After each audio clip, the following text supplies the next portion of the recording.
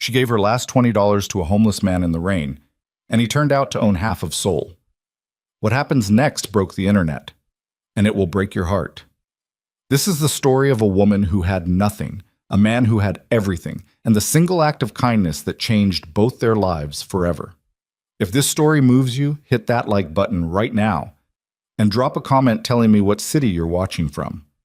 I want to see exactly how far this story travels. Now sit down, because this one doesn't let go. The $20 were folded so many times the paper had gone soft at the creases, almost like cloth. Imani Carter had been carrying that bill since Tuesday. It was now Thursday night. She'd been carrying it the way you carry something you know you're going to have to let go of eventually, carefully, with the specific grief of someone who has already done the math and doesn't like the answer. She stood under the narrow metal awning outside the GS25 on Mapodaiero and counted what she had left in her wallet for the fourth time in 20 minutes. The counting didn't change anything. It never did. She had 4,081 in coins, the soft 20, and a debit card she already knew was sitting at $11 in change after the international transaction fees ate what little remained of her paycheck. The rain came down in cold, indifferent sheets. October in Seoul had no interest in being gentle. She was trying to decide between the triangle kimbap and the instant ramen.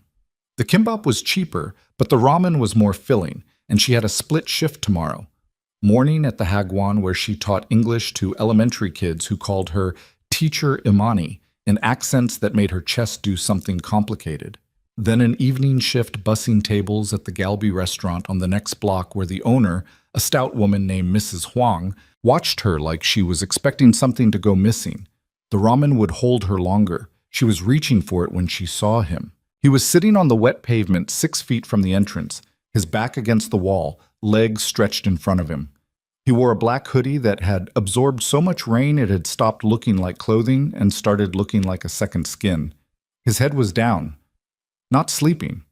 She could tell the difference between sleeping and the particular surrender of someone who has stopped expecting anything from the next 5 minutes.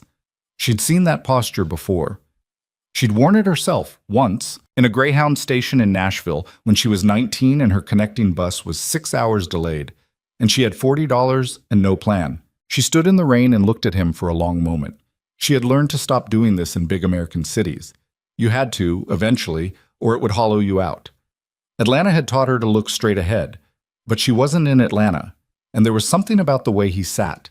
Not hunched, not broken exactly, but still, like a man who had made a decision to stop moving and was waiting to see what happened next. She bought the kimbap. Then she stood at the register and looked at the 20 in her hand and made the specific kind of decision that poor people make sometimes. The kind that doesn't come from calculation, because calculation would always tell you not to do it. It comes from somewhere the math can't reach. She bought a second kimbap, a bottle of barley tea, and a pack of wet wipes. The total came to 9,001. The cashier, a teenage boy with headphones around his neck, gave her the change without looking up from his phone. She walked back outside. The man hadn't moved. She crouched down next to him. Up close, she could see that he was younger than she'd first thought. Or maybe not younger, but not the age she'd assumed. He wasn't an old man beaten down by decades. He was somewhere in his 30s, with a strong jaw and dark circles so deep they looked structural, like they'd been there long enough to become part of his face. His hands rested on his knees. His knuckles were scraped. Not fresh scrapes, older ones, halfway healed, the kind you got from something you didn't want to explain. "Hey," she said. He looked up slowly. His eyes were very dark and completely steady, which surprised her. She had expected the glassy unfocus of exhaustion or drink. Instead, he looked at her with a directness that was almost unsettling, the look of someone who had been watching everything from the ground and missed nothing. She held out the kimbap and the tea. "You should eat something," she said. Her Korean was rough, functional, assembled from 6 months of classes and necessity. "It's cold." He didn't take it immediately. He looked at her hand, then at her face. "You don't have to," he said. His English was precise and almost unaccented, which she noted and filed away without comment. "I know," she said. "Take it anyway." He took it. She straightened up. She was already getting wet again. She'd used up the shelter of the awning. She reached into her pocket and held out the folded 20. There's a Jim Jill Bang 2 blocks that way, she said, nodding east. Bathhouse. It's not fancy, but it's warm, and they'll let you sleep. Should cover the entrance fee. He looked at the money. He didn't move to take it. That's yours, he said. Yeah, she said. Now it's yours. Come on, I'm getting soaked. She set it on his knee when he still didn't reach for it. Then she pulled her jacket tighter and walked away because if she stood there long enough, she would talk herself out of it, and she didn't want to be that person tonight. The rain hit the back of her neck and ran down her collar. She made herself not look back. She didn't see him watch her go. She didn't see the way his hand closed around the folded bill. Not with urgency, but carefully, like it was something fragile. She didn't see him reach into the front pocket of the soaked hoodie, past the ramen wrappers she'd assumed were trash, and pull out a phone that was not a cheap phone, not anything close to a cheap phone.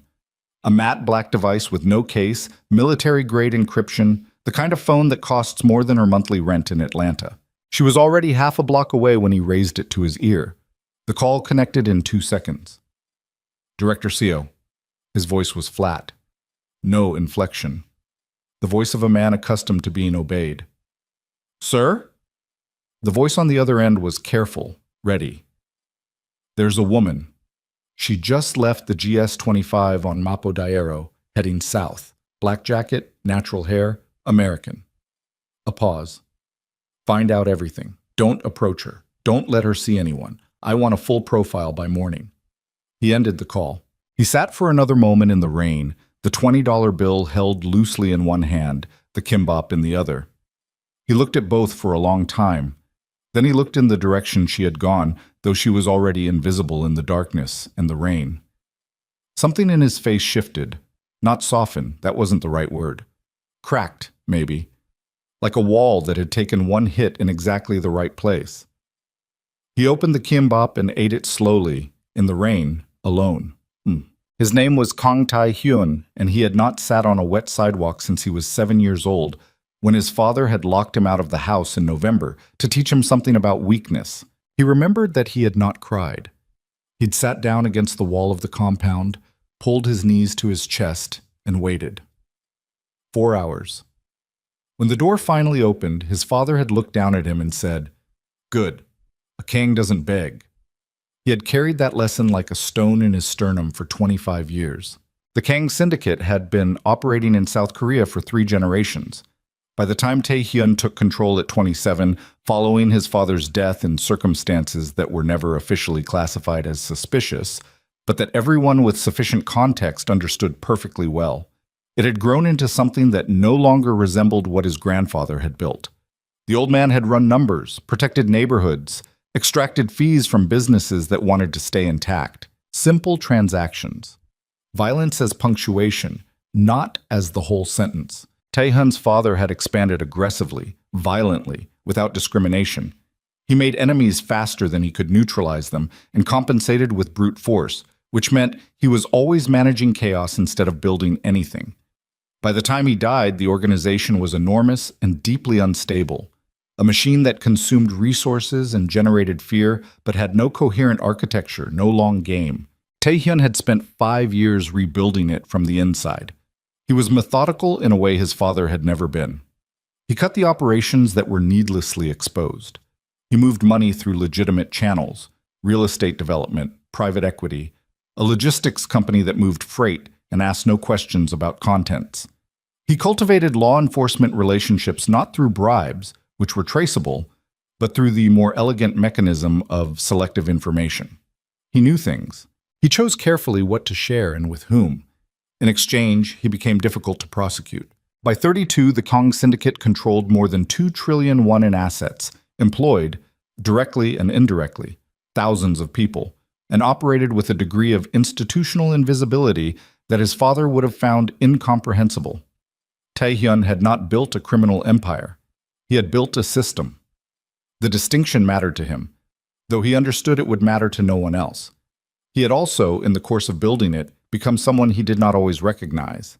He thought about that sometimes, late at night in the penthouse on Yowido, where he slept maybe 4 hours on a good night, lying in sheets that cost more than most people's monthly salary and staring at a ceiling that cost more than the sheets. He thought about the precise moment when he had stopped being a person navigating a world and started being a weight pressing down on one. He could not identify the moment. It had not been a single decision. It had been 1,000 small calibrations, each one rational, each one defensible, and the sum of them something that could not be defended at all. His grandmother, Madame Kong, was the only person who talked to him about this directly. Everyone else who worked for him, including Seo Min-jun, his underboss, his closest thing to a friend, operated in the register of operational reality: problems, solutions, risks, resources. Madame Kang operated in the register of what was actually happening to him, which was different and considerably less comfortable. She had been diagnosed with a form of cancer that had spread too far by the time it was found. The doctors gave her 3 to 6 months. She gave herself until she was done saying what she needed to say, and then she would decide. 3 weeks before the night in the rain, she had called him to her room at the private medical facility in Gangnam, where she was being kept comfortable. She was 81 years old and had seen everything the world could produce and was not impressed by most of it. She looked at him for a long time without speaking, the way she always did, that unnerving assessment that made him feel like a man being accurately described. "You have no one," she said finally. "I have the organization." "I said no one." She paused. "Sarah is gone. She made the correct decision for herself. You should not be angry at her for it." "I'm not angry at her." "You're furious at her." She let that sit. "But not for the reasons you think. You're angry because she proved something you already believed, that no one chooses you. They choose what you control." He said nothing. Outside the window, Seoul glittered with complete indifference. "I want you to do something for me," she said, "before I'm done."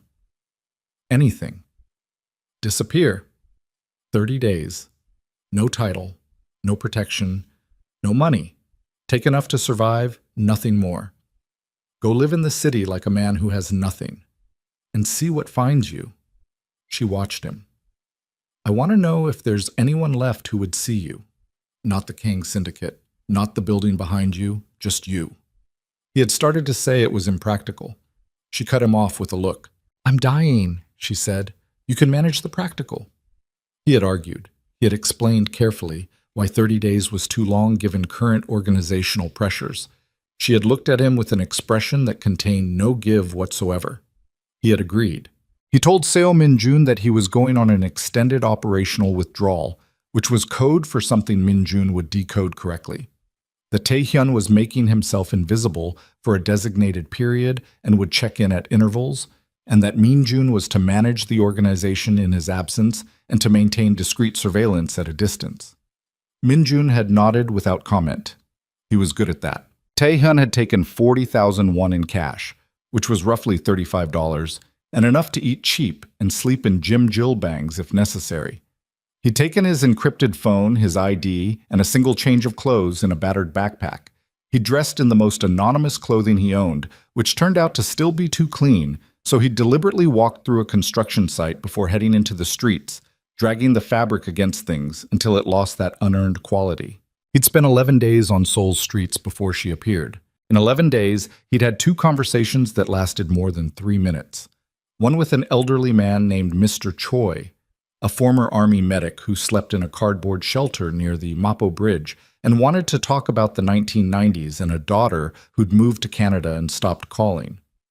The other with a drunk university student who'd sat beside him on a bench at 2 in the morning and told him his girlfriend had left and then fallen asleep mid-sentence. In 11 days, he had been walked around, stepped over and looked through by hundreds of people.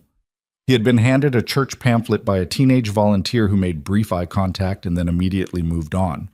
He had been ignored so comprehensively and so consistently that it had begun to produce something he did not have language for. Not loneliness exactly, because he'd been lonely inside his penthouse. Something more specific, the particular sensation of not existing. He'd been sitting outside the GS-25 for 2 hours. He was not hungry. He had eaten. He'd sat down because he was tired, and because the wall was solid, and because something about sitting on wet pavement in the dark had begun to feel, paradoxically, more honest than standing in his own building giving orders. He did not expect anything. Then Amani Carter crouched down beside him and held out kimbap and tea like it was the most obvious thing in the world. He found out her name at 6 the next morning when Minjun's report came through on the encrypted phone. He read it twice, then set the phone down on the floor of the Jim Jilbong sleeping room and looked at the water-stained ceiling. Imani Carter, 26, Atlanta, Georgia. Arrived Seoul 8 months ago on a teaching visa. EPIC program placement at a hagwon in Mapogu, renegotiated down to part-time when the placement school's enrollment dropped. Supplementing income with restaurant shifts. Bank accounts, both Korean and American, critically low. Sending roughly $400 monthly to a younger sister, Deja, 18, who is finishing her senior year and preparing for college applications. Mother deceased 3 years prior. No other immediate family. Living alone in a 9-pyong studio in Ahyeondong that cost more than it should have for its size, because it was the only place that had taken her on short notice when her original housing fell through. No relationship to the Kyong Syndicate. No relationship to any organized interest in Korea. Nothing in her background suggesting anything other than exactly what she appeared to be. A young woman a long way from home, working 2 jobs, sending money to her little sister, running on close to empty. She had given him her last $20. He sat with that fact for a long time. The water-stained ceiling offered no interpretation. He formed one himself, slowly, with the careful attention of a man who had learned not to trust first impressions, but who recognized, occasionally, when something was simply what it appeared to be. He went back to the same GS-25 that night. He didn't know if she would come back. He thought she might. The restaurant was nearby. The convenience store was on what looked like a regular route. He sat on the same stretch of pavement, not with any clear plan, operating on something he didn't examine too carefully, because examining it would require admitting things about himself that he had efficiently buried. She came back at 9:47. She was wearing the same jacket, carrying a plastic bag of leftovers from the Galbi restaurant. The staff meal, he guessed. The thing you got at the end of a shift in a restaurant like that. Not a choice, but a consolation. She stopped when she saw him. She looked at him. He looked at her. "You didn't go," she said. "Not yet." She sat down.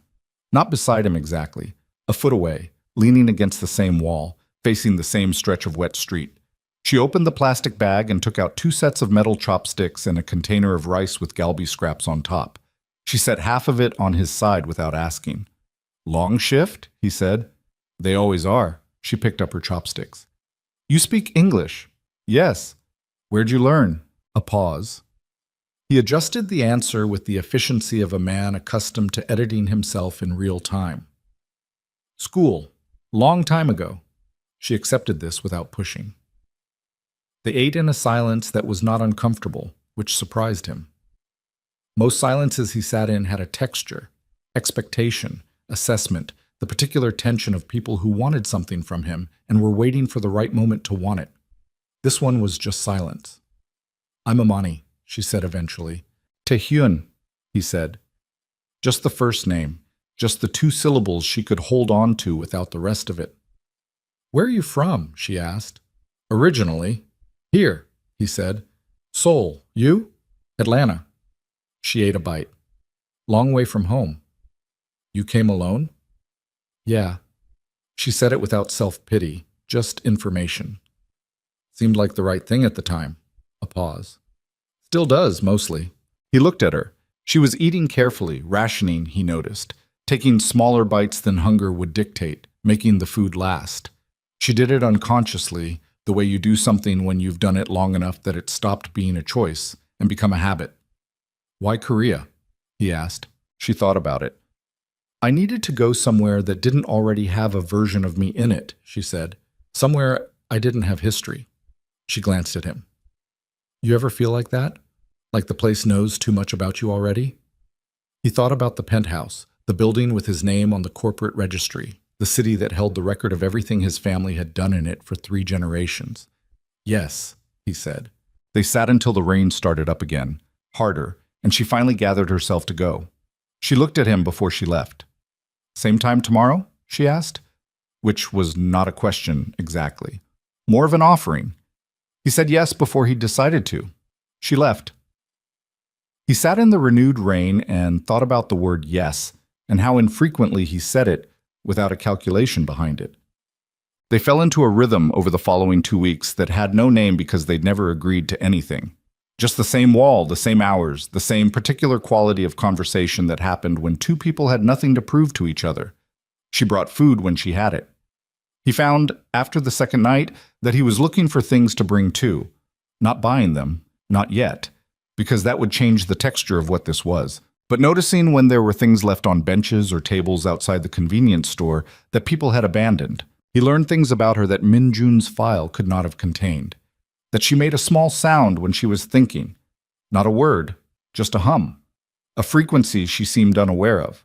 That she moved her hands when she talked about her sister, Deja, and kept them very still when she talked about her mother.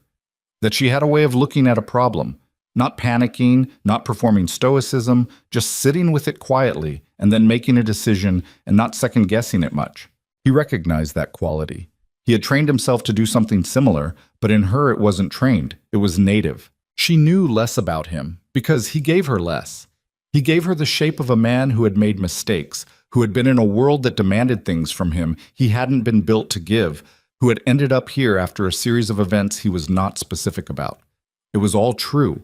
He simply omitted the scale of it. But there were nights when the conversation went somewhere he hadn't anticipated. When she asked him something with that direct, undeflectable quality she had, not aggressive, just present. And he found himself saying true things that he had not said to anyone in years. About his father. About what it costs to earn a thing by other people's loss. About the specific loneliness of rooms full of people who needed you to remain a particular version of yourself. She listened to these things without the particular quality he'd learned to expect from people who found out pieces of who he was.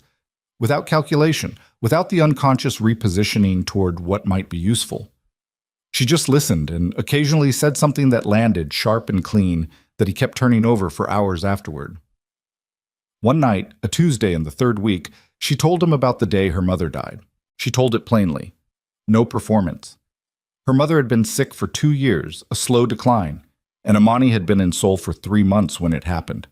She hadn't had the money to fly back immediately. She'd had to wait 4 days for the flight to become affordable enough. By then, the funeral had already happened. Deja was 16, she said. She kept calling me, and I kept saying, I'm coming, and I was coming. I just couldn't. She stopped, looked at her hands. I wasn't there for the part that mattered. He didn't say anything right away. He'd learned across these nights that she didn't always want something said. Sometimes she just wanted it heard without being immediately resolved. After a while, he said, You're here now. For her. I'm sending money, she said. There was an edge in it, not at him, at herself. That's not the same as being there. No, he said, but it's not nothing either. She looked at him.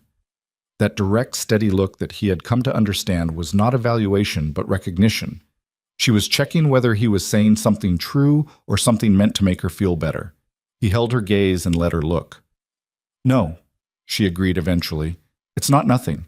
He walked home, to the Jimjil Bang, to the sleeping room with the water-stained ceiling, thinking about his grandmother, about the 30-day experiment she had sent him on, about what she had said.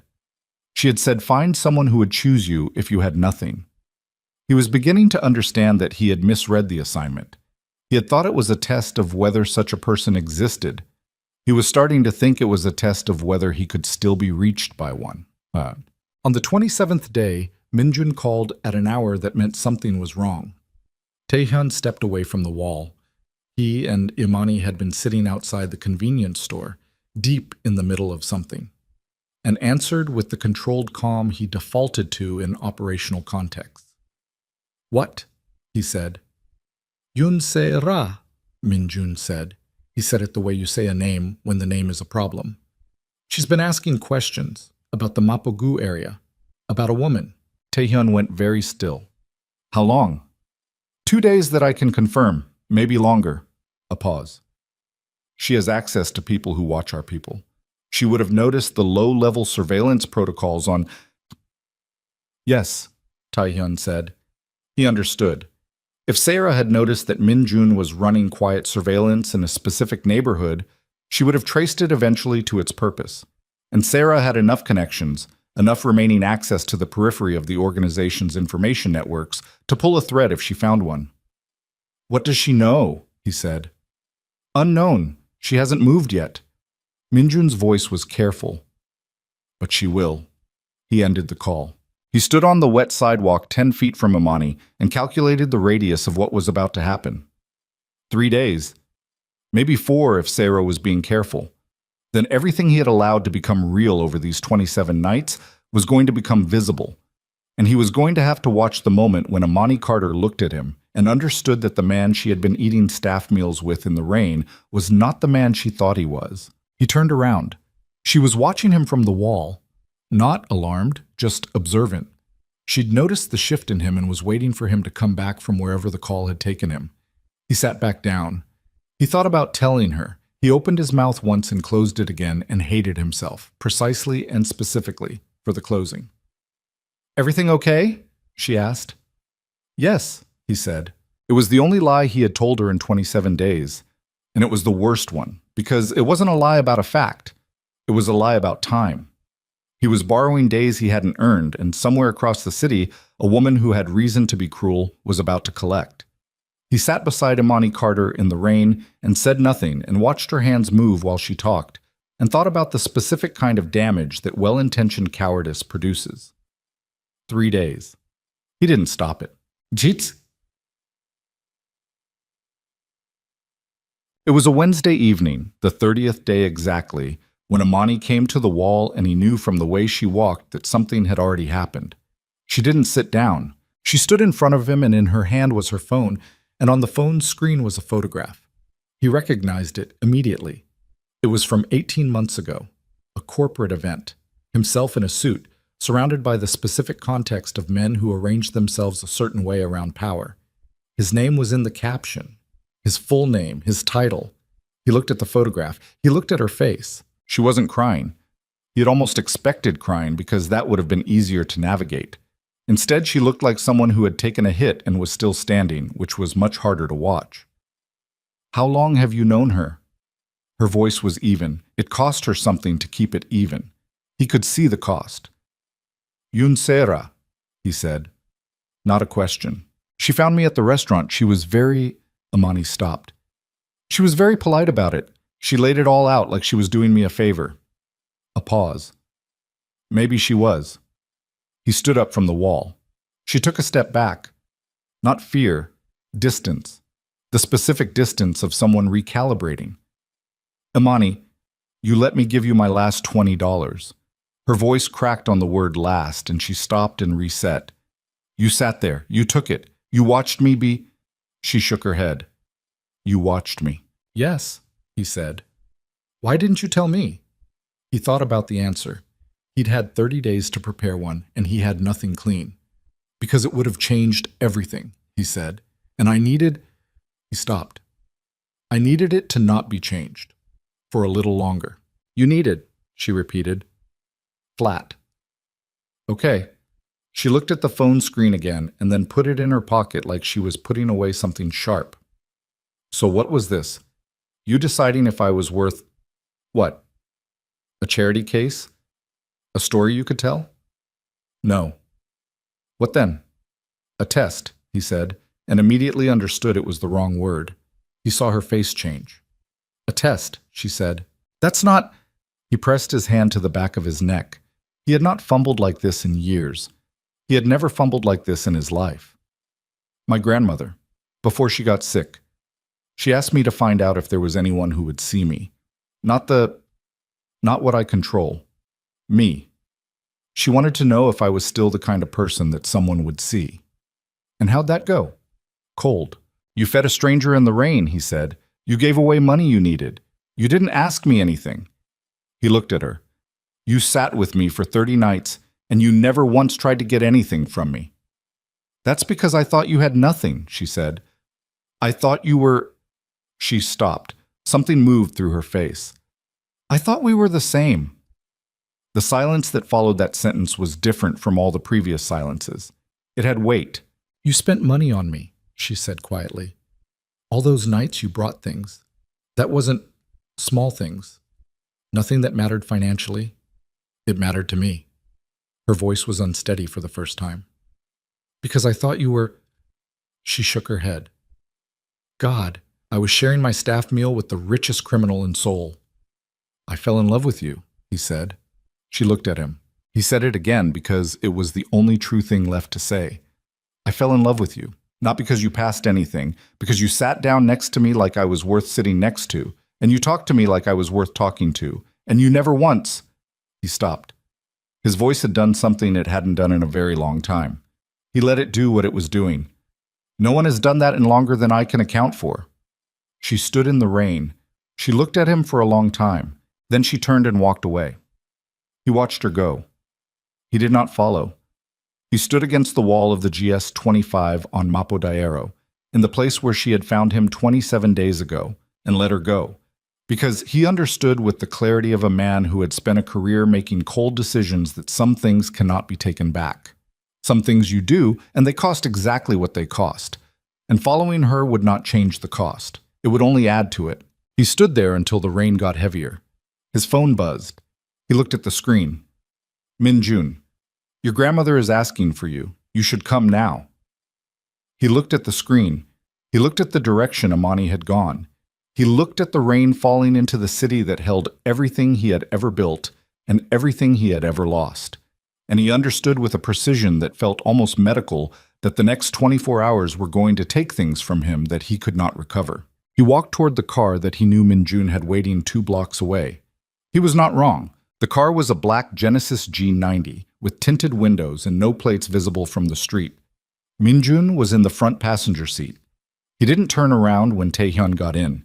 He'd learned, over 8 years of working for this man, that the first 60 seconds after Taehyun entered any vehicle were not for conversation. He looked straight ahead and let the driver navigate back toward the Han River Expressway and waited. Taehyun sat in the back seat and watched Seoul slide past the window. The rain made the city look like a photograph taken slightly out of focus, all neon blur and black water, the kind of city that looked beautiful from inside a car and showed you something different when you were sitting on the pavement looking up at it. He hadn't changed out of the soaked hoodie. How long? He said. 32 minutes since she was admitted to intensive care. Min-jun's voice was controlled. He'd practiced that control the way Taehyun had practiced other things. She's stable. But the doctor said, a pause. He said you should come prepared. Taehyun said nothing. He pressed his thumb against the edge of the car door's armrest and felt the leather give under the pressure. Outside the window, the Han River appeared as a black expanse between the bridges, reflecting nothing. Sarah, he said. Yes. How much did she give her? I don't know the full scope of what she shared. I know she had photographs, corporate registry documents, the Mapodaiero surveillance I ran. Sarah had access to the analyst who ran the initial location trace. He was sloppy. She would have identified the parameters. Min-jun turned his head slightly, not quite looking back. She moved fast. She's always moved fast when it comes to you. Taehyun thought about Sarah's face the last time he had seen it, the specific quality of her absence, the way she had looked at him in the final weeks of what they'd had together, that appraising distance that came when someone was already measuring the exit. He had told himself at the time that he understood it, that he didn't blame her. Mostly that was still true. What he felt right now was closer to a specific kind of fury that had no clean target. Did anyone approach Carter after Sarah? He said. No, I pulled back all proximity surveillance when I realized Sarah had identified it. There's no one near her. A pause. She went home, alone. He thought about Amani going home to the 9-pyong studio in Yeongdong. He had never seen it, but he had read the description in the file enough times that he could construct a version of it. Small, probably cold this time of year. The particular silence of a person alone in a place that doesn't quite fit. He thought about her sitting with everything Sarah had put in her hand and doing what she did. That still, quiet sitting with a problem before deciding what to do about it. He thought about the word test and how wrong it had sounded in his own mouth. Don't watch her, he said. Not tonight. Not any night this week. Min-jun was quiet for a moment. Sir, did I say something unclear? No. Then we're done with that. The hospital was a private facility in Apgujeong, the kind of building with no signage visible from the street, with an underground entrance and a staff that had signed NDAs and understood what the Kang family's continued patronage meant for the facility's operational budget. The doctor who met him in the corridor was a careful man in his 50s named Park, who had been managing Madame Kang's care for 4 months, and who looked at Tae-hyun now with the specific expression of a man delivering news he has rehearsed. The progression over the last 48 hours has been significant, Dr. Park said. The primary concern is respiratory. We're managing it, but he stopped. She's been awake. She's been asking for you since this afternoon. How long does she have? Dr. Park didn't look away. He said, days, possibly less. Tae-hyun nodded once. He walked past him toward the room. Madame Kang looked smaller than she had 3 weeks ago. That was the first thing. The way illness progressively returned a person to something essential and stripped, the bulk of a life's accumulation falling away until what remained was just the core of them. She was smaller, but her eyes were the same, dark and still and containing the specific quality of a person who had decided to stop being impressed by circumstances. She looked at him when he came in. She looked at the soaked hoodie. Her mouth moved. "You look terrible," she said. Her voice was thin, but the dryness in it was intact. "Did you sleep in the street?" "Some of it." He pulled the chair to the side of the bed and sat. "The 30 days?" Today was 30. She looked at him for a long time. The monitoring equipment beside the bed produced its quiet, regular sounds. The room smelled like antiseptic and the particular sweetness of dying that he would not have had words for before this year. "Tell me," she said. He told her. Not all of it. Not the file. Not Sarah. Not what had happened an hour ago in the rain. The shape of it. A woman who fed him in the rain.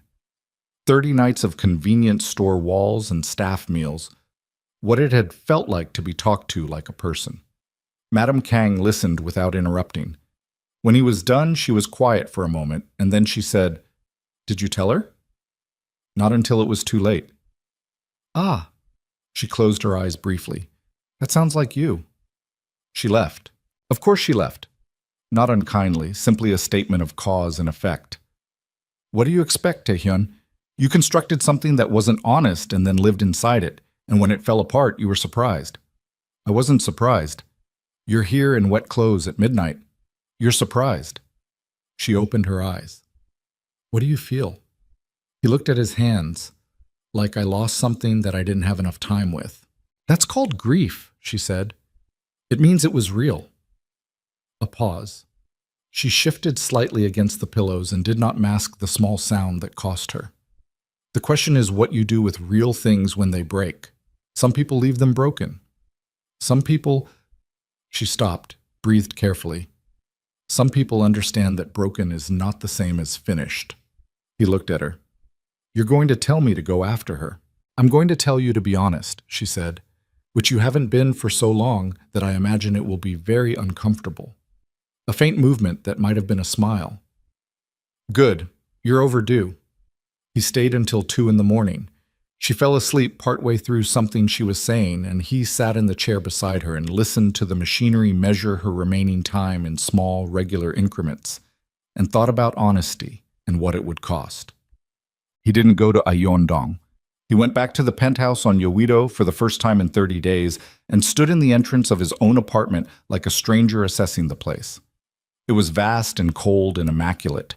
The cleaning service came twice a week regardless of whether anyone was there. Floor-to-ceiling glass looking out over the river. Art on the walls that he had purchased because someone told him it was significant.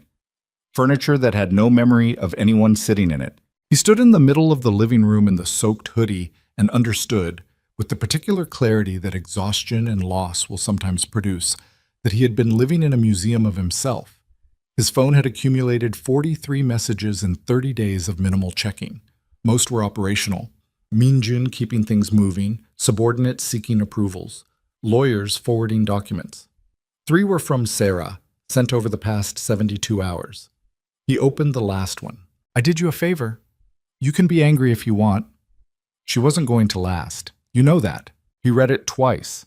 He thought about what it revealed, not about Sarah's cruelty, which he had already calibrated, but about her accuracy. She was wrong about Imani. She was not entirely wrong about him. He had been running an experiment on a woman who didn't know she was in one. Whatever his intentions, that was the shape of it from the outside, and the outside view was the one that mattered to the person standing in it. He put the phone down. He did not respond to Sarah. He showered for the first time in 30 days in the way that only a 30-day absence earns. Standing in the marble enclosure for a long time, doing nothing, the hot water running until the tanks hesitated. He changed into clean clothes that felt wrong after a month of anonymous fabric. He sat at the kitchen counter with a glass of water and thought about what Madame Kang had said about Broken not being finished. Then he thought about Imani's face when she'd said, "I thought we were the same." He hadn't been able to answer that because there was no version of it that didn't hurt her more. She didn't go to the wall the next night. He hadn't expected her to. He didn't go either.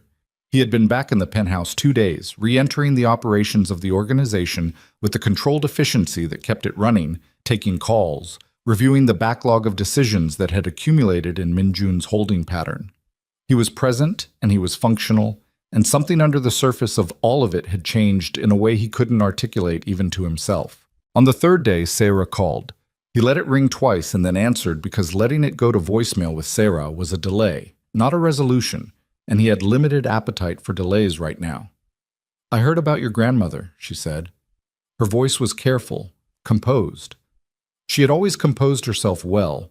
It was the first thing that had drawn him to her, years ago, that ability to walk into any room and immediately determine its architecture. "I'm sorry. Are you?" A brief pause. "Yes. Whatever you think of me, I respected her." "She didn't respect you, Aung," he said, not harshly, informatively.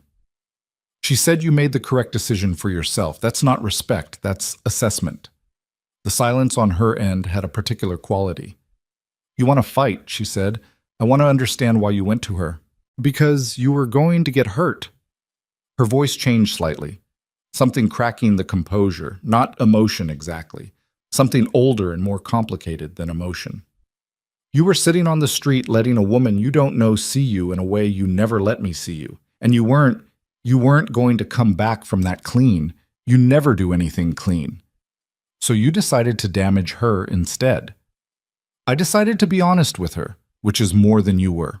He breathed out through his nose. She wasn't wrong. He already knew she wasn't wrong. What made this conversation costly was that Sarah knew exactly how to be right in a way that still did harm, and she had never resolved that in herself.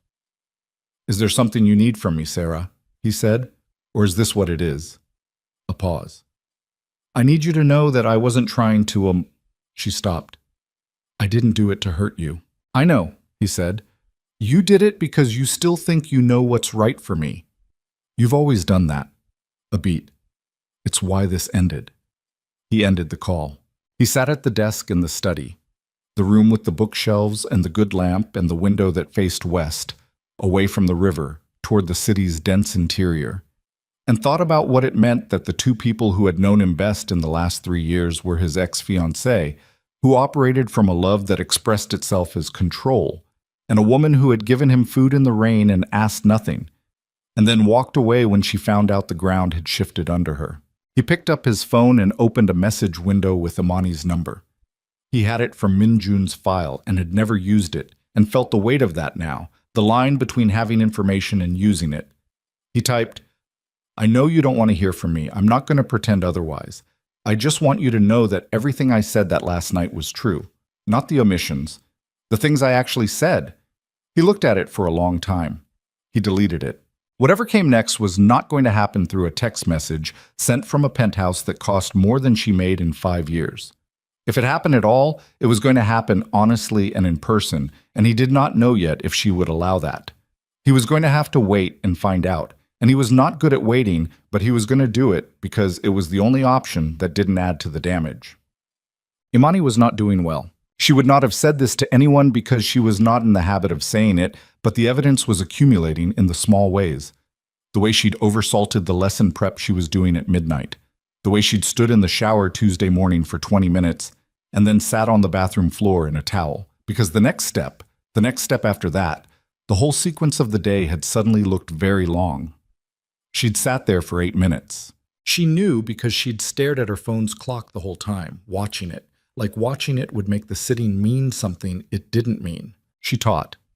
She bussed tables. She sent $400 home to Deja and then looked at her remaining balance and calculated how many shifts it would take to not feel this specific way about it. What she could not stop doing was going back to that night in her head and taking it apart. Not the revelation, though that had its own ongoing damage. The nights before. The convenience store wall and the shared food and the conversations she'd thought were real. The problem was that she couldn't locate the lie. That was the part she kept arriving at and couldn't get past. She could find the omission, the enormous deliberate omission, the whole missing ocean behind a single politely withheld name. But she could not find a moment where what he had said to her was false. The things he told her about his father, about rooms full of people who needed you to remain a particular version of yourself, about the feeling of not existing. Those had not been manufactured.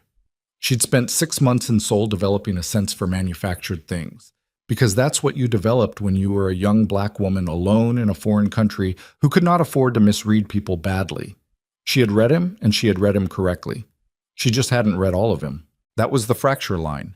Not that he had lied to her, that he had let her build something on partial ground. On the 5th day, she called Deja. Deja was 18 and finishing her last semester of high school and had the specific energy of a person at the edge of something enormous. She also had the specific instinct of a younger sibling who had watched Amani closely for 26 years and knew the sound of something wrong. "You okay, lol?" she said, before Amani had said anything beyond hello. "I'm fine." "Amani." "I met someone," Amani said. A pause. It got complicated." "What kind of complicated?" "The kind where I thought I knew who I was dealing with, and I didn't know the full picture." Deja was quiet for a moment. "Did he hurt you?" "Not," Amani stopped, thought about it honestly. "Not the way you mean. He let me believe something that wasn't entirely true, by leaving out a lot." "So he lied." "By omission." "Which is lying, Mani." "I know." She was sitting on the floor of the studio, her back against the bed, looking at the wall opposite. "The thing is, I can't figure out if what was real between us was actually real, or if I just..." She pressed the heel of her hand against her eye. "I don't know. Maybe I wanted it to be real. Tell me what happened." She told her the shortened version, the man in the rain, the 30 nights, who he turned out to be. Deja listened without interrupting, which she was not usually good at, which meant she understood the weight of it. When Amani was done, Deja said, "Okay, so he's rich. He's not just Deja, he runs a criminal organization." "I heard that part. I'm asking separately about the rich part because those are two different things to be upset about." Imani made a sound that wasn't quite a laugh. "The criminal part seems like the bigger problem." "Does it, though? Or is the bigger problem that you thought you were equal and you weren't?" A pause. "Because those are also different things." Imani looked at the wall. This was the problem with calling Deja. She had inherited their mother's inability to leave the accurate thing unsaid. "Both," Imani said finally. "It's both." "Okay," Deja said. "Fair." A pause. "Do you still like him?" "Deja, I'm asking because the answer is going to determine everything else." Imani sat with the question. On the wall there was a small water stain shaped like nothing in particular. She had looked at it a lot in the past 5 days. "I don't know who he is," she said. "That's not what I asked."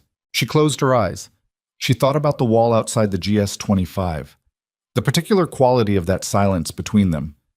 The things he'd said about his father that had no performance in them. The way he'd said, "I fell in love with you," standing in the rain, with his voice doing something he seemed as surprised by as she was. "Yeah," she said quietly. "I still like him." "Then you need more information," Deja said, "before you decide anything." "It's not that simple." "I didn't say it was simple. I said you need more information." After the call, she sat on the floor for a while longer.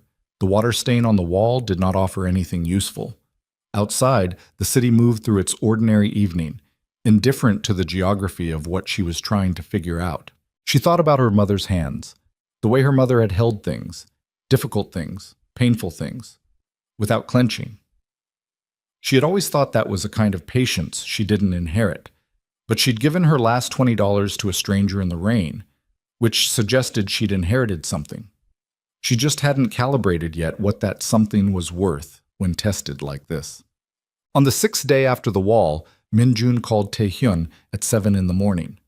"There's a situation," he said. Tae-hyun was already awake, had been awake since 5, sitting at the window with a coffee that had gone cold. "What kind?"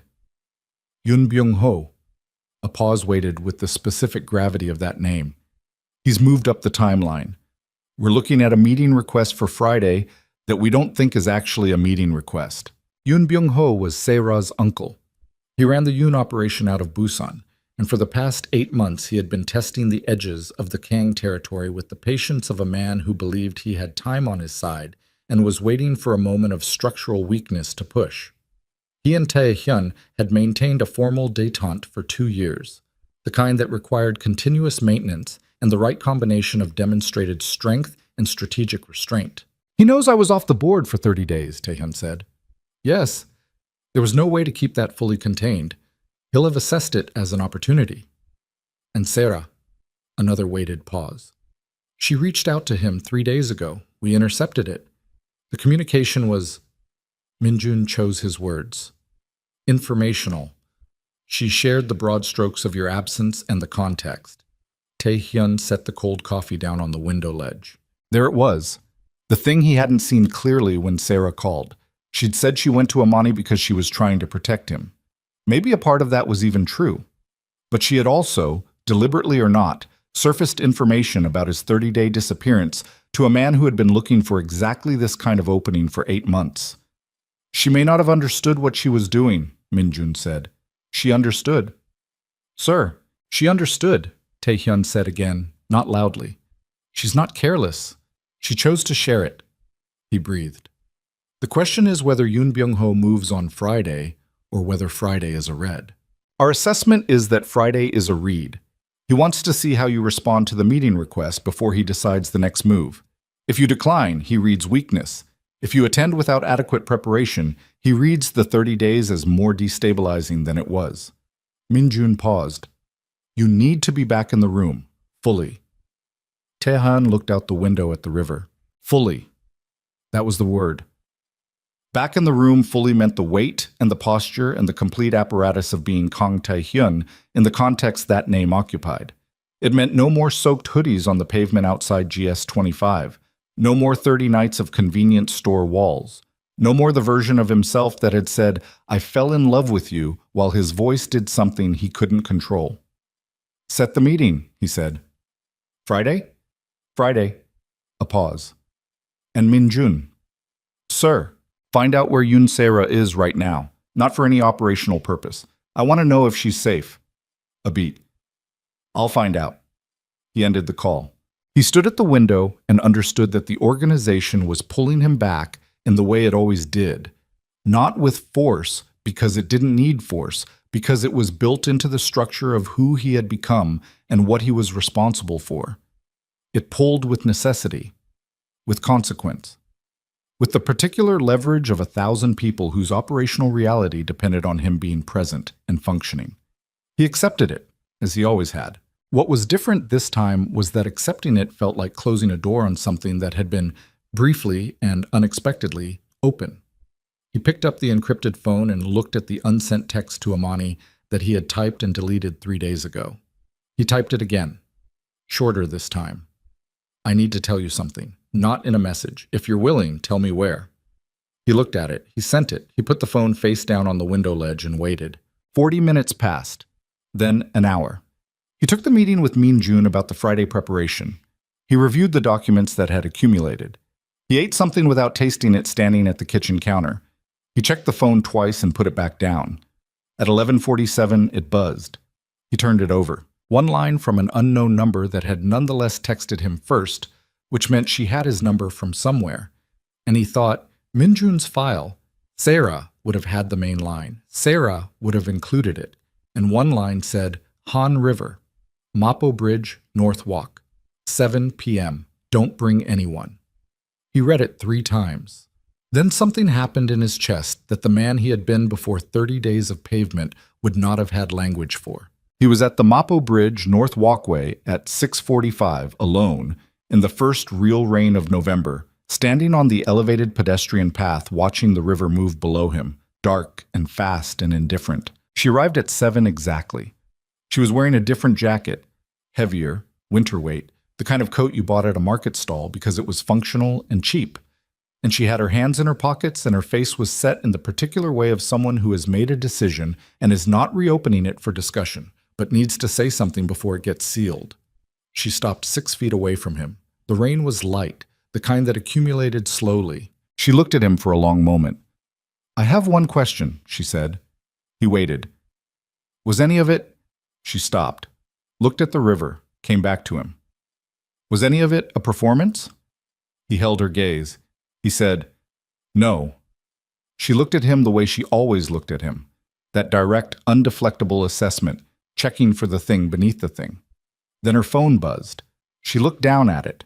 Her face changed. Something in the change, the sudden pallor, the stillness that replaced the set jaw, made him take 1 step forward. "What is it?" She looked up at him, and in her eyes was something he hadn't seen before in all 30 nights. Not anger, not betrayal, not the careful steadiness she brought to difficult things. Fear. "It's my sister," she said. Her voice had gone flat in the specific way of someone managing shock. "She was in an accident. They're saying she's—" She stopped, looked at the phone again. "She's in surgery." She was already pulling up something on the phone. He watched her face do the calculation. How fast she could get to the airport. How much a last-minute international flight cost. How much she had. How much that left her short. All of it happening in the space of 10 seconds behind her eyes. She looked up at him. She was not going to ask. He could see that she was not going to ask, that every instinct in her was positioned against asking him for anything, and that the calculus was going to come out wrong, and she was going to go home to the Ninepyeong studio and figure out how to make numbers work that didn't. He made the decision before she finished the sentence. Not a calculation, not a measured assessment of risk and benefit. The decision came from somewhere below all of that, from the part of him that had sat on a wet pavement for 11 days and learned what it felt like to be seen, and had spent the last 6 days in the penthouse understanding what it felt like to lose it. "Give me the phone," he said. She looked at him. Imani. His voice was not a command. It was something else, something he'd had very little practice with. "Give me the phone and let me help you get home." I know you don't need it." He held her gaze. "Let me do it anyway." The rain came down between them. She looked at him for 3 full seconds, that assessment, that reading, and then she held out the phone. He took it. He looked at the message. A hospital in Atlanta, a number, the words critical condition in a text from someone named Marcus, who identified himself as Deja's boyfriend. He handed the phone back and pulled out his own. He called the private travel line directly. Not Min Jun, not through an intermediary. He gave the instruction himself, standing on the Mapo Bridge walkway in the November rain. A private flight, Gimpo to Atlanta Hartsfield, departed within 3 hours. 1 passenger, full medical coordination with the receiving hospital's administration to ensure her arrival was expected, and her access was unimpeded. He ended the call. She was watching him with an expression he could not fully read. Not gratitude, not the complicated mix he might have expected. Something more stripped than that. The face of a person who has run out of the energy required to refuse. "I'll pay you back," she said. "You won't," he said. "And we're not talking about that right now." He got her into the car that Min Jun had waiting at the bridge's south end. She walked beside him without protest, which told him everything about how frightened she was, because the Imani Carter he had come to understand over 30 nights would not have gotten into that car without an argument under any circumstances that left her room to argue. The fear had taken the room away. In the car, she sat with the phone in both hands and texted back and forth with Marcus in the clipped, efficient way of someone managing crisis while their hands were not entirely steady. He sat beside her and did not speak, and did not crowd her and let her work through what she needed to work through. When they were 20 minutes from the airport, she looked up. "She's still in surgery," she said. "They don't know yet." "She's going to be okay," he said. She looked at him. "You don't know that." "No," he said. "I don't." He held her gaze. "But she has a sister who got on a plane the same night. That matters." Something moved through Imani's face, and then she looked back at her phone, and he watched her breathe, slowly, the way you breathe when you're keeping something contained that would cost you to release in a car with a man you hadn't finished being angry at. At the airport, there was no line, no counter, no waiting. A woman in a gray uniform met them at the private terminal entrance and walked them through directly. He had been through this terminal 100 times and had never once considered what it looked like from the outside. Now he thought about the 11 days on the pavement and understood, without needing to articulate it, that the distance between those two experiences was not only money. It was a different relationship to the assumption of being accommodated. At the gate, she stopped and turned to face him. She looked at him for a long moment. The fluorescent light of the terminal was harsh and made everything very clear. "Why are you doing this?" she said. He thought about the answer. He gave her the true one. "Because you're scared, and because I have the means to make it smaller. And because I spent 30 days learning that doing something because you can, and because it's right, doesn't require more justification than that." She looked at him. He watched her recognize her own words in what he'd said. Not quoted, but absorbed. Returned in a form that had passed through him and changed shape. "I haven't decided anything," she said. "About you. About any of this." "I know."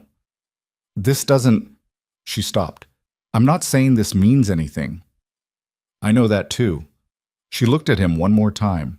Then she picked up the bag that the gray uniformed woman had carried for her and walked through the gate.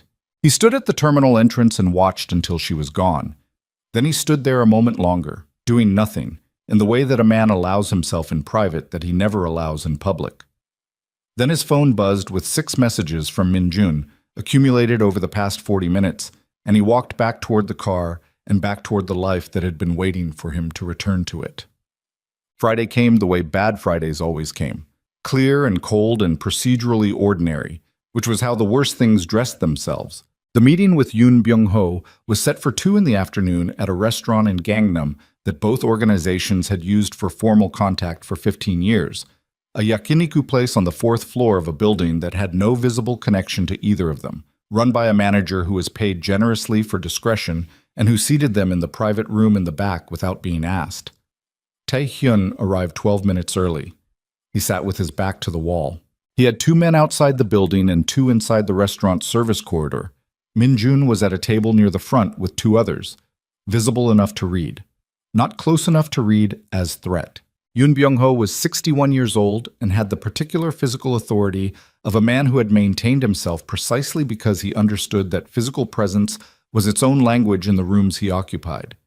He came in with 2 men, sat across from Tae-hyun, and spent the first 30 seconds simply looking at him the way old operators looked at people, measuring, recalibrating, comparing the current version to the last recorded version. "You look rested," Byung-ho said. "I was," Tae-hyun said. 30 days is a long time to rest. Depends what you're resting from." Byung-ho poured tea from the pot that had been left on the table. He poured Tae-hyun's cup first, which was a gesture with specific meaning in this context, a claim of seniority, an assertion that he was setting the terms. Tae-hyun accepted the cup without comment. "I've been thinking," Byung-ho said, "about the Incheon logistics contracts." "I know you have. The arrangement your father set up was always provisional. Circumstances have changed." "Which circumstances specifically?" Byung-ho looked at him, a slow look. "The kind that make people wonder if the people managing certain arrangements are still the right people to be managing them." There it was. Not a question, not even an accusation. A probe, positioned as conversation, designed to produce a response that would tell him what he needed to know, whether Tae-hyun was managing from strength or from a position that 30 days of absence had quietly hollowed. Tae-hyun set his teacup down. "The Incheon contracts are not provisional," he said. His voice was the voice he used in these rooms, not loud, not heated, carrying the specific weight of a man who did not need volume, because volume was for people who weren't sure they'd be listened to. "They're structural. Your interest in revisiting them tells me less about the contracts and more about what you think my 30 days means." "And what does it mean?" "It means I took 30 days. He held Byung-ho's gaze. "That's all it means." Byung-ho was quiet. He lifted his teacup. He looked at Tae-hyun over the rim with the careful eyes of a man running calculations. "Sarah tells me you found something interesting in Mapo-gu," he said. The temperature in Tae-hyun's chest dropped by several degrees, and he did not show it. Not a flicker.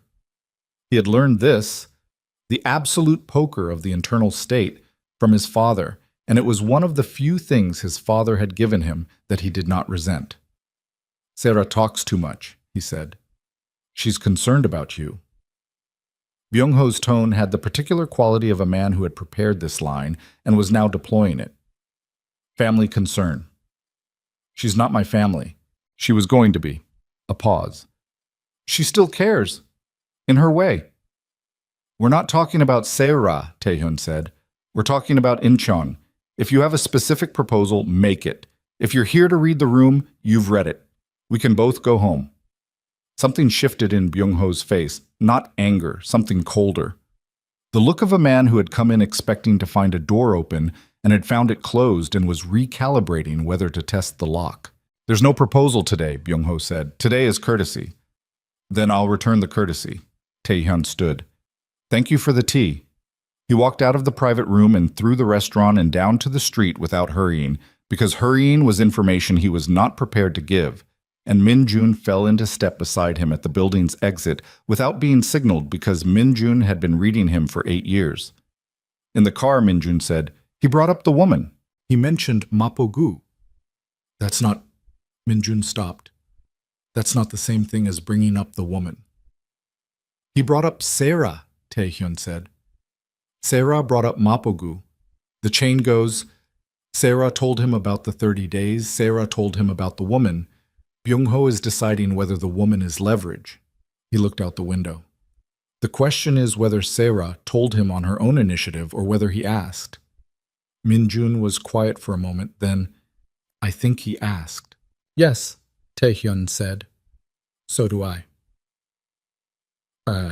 The call from the Atlanta hospital came at 11 that night Seoul time, 10 in the morning, Atlanta. And it was not from the hospital. It was from Amani. He answered on the first ring. "She's out of surgery," she said. Her voice was wrecked, not crying, but the voice of someone who has been awake for 26 hours and has been holding something very tight for all of them and has just been given permission to let some of it go. "She's going to be okay. They said she's going to be okay." "Good," he said. He was sitting in the study with the good lamp on, in the quiet of the apartment at 11 at night, and something in him released a specific tension he'd been carrying since the bridge. "I'm glad." A pause. He heard her breathe. "Her leg," Amani said. "There was damage to the...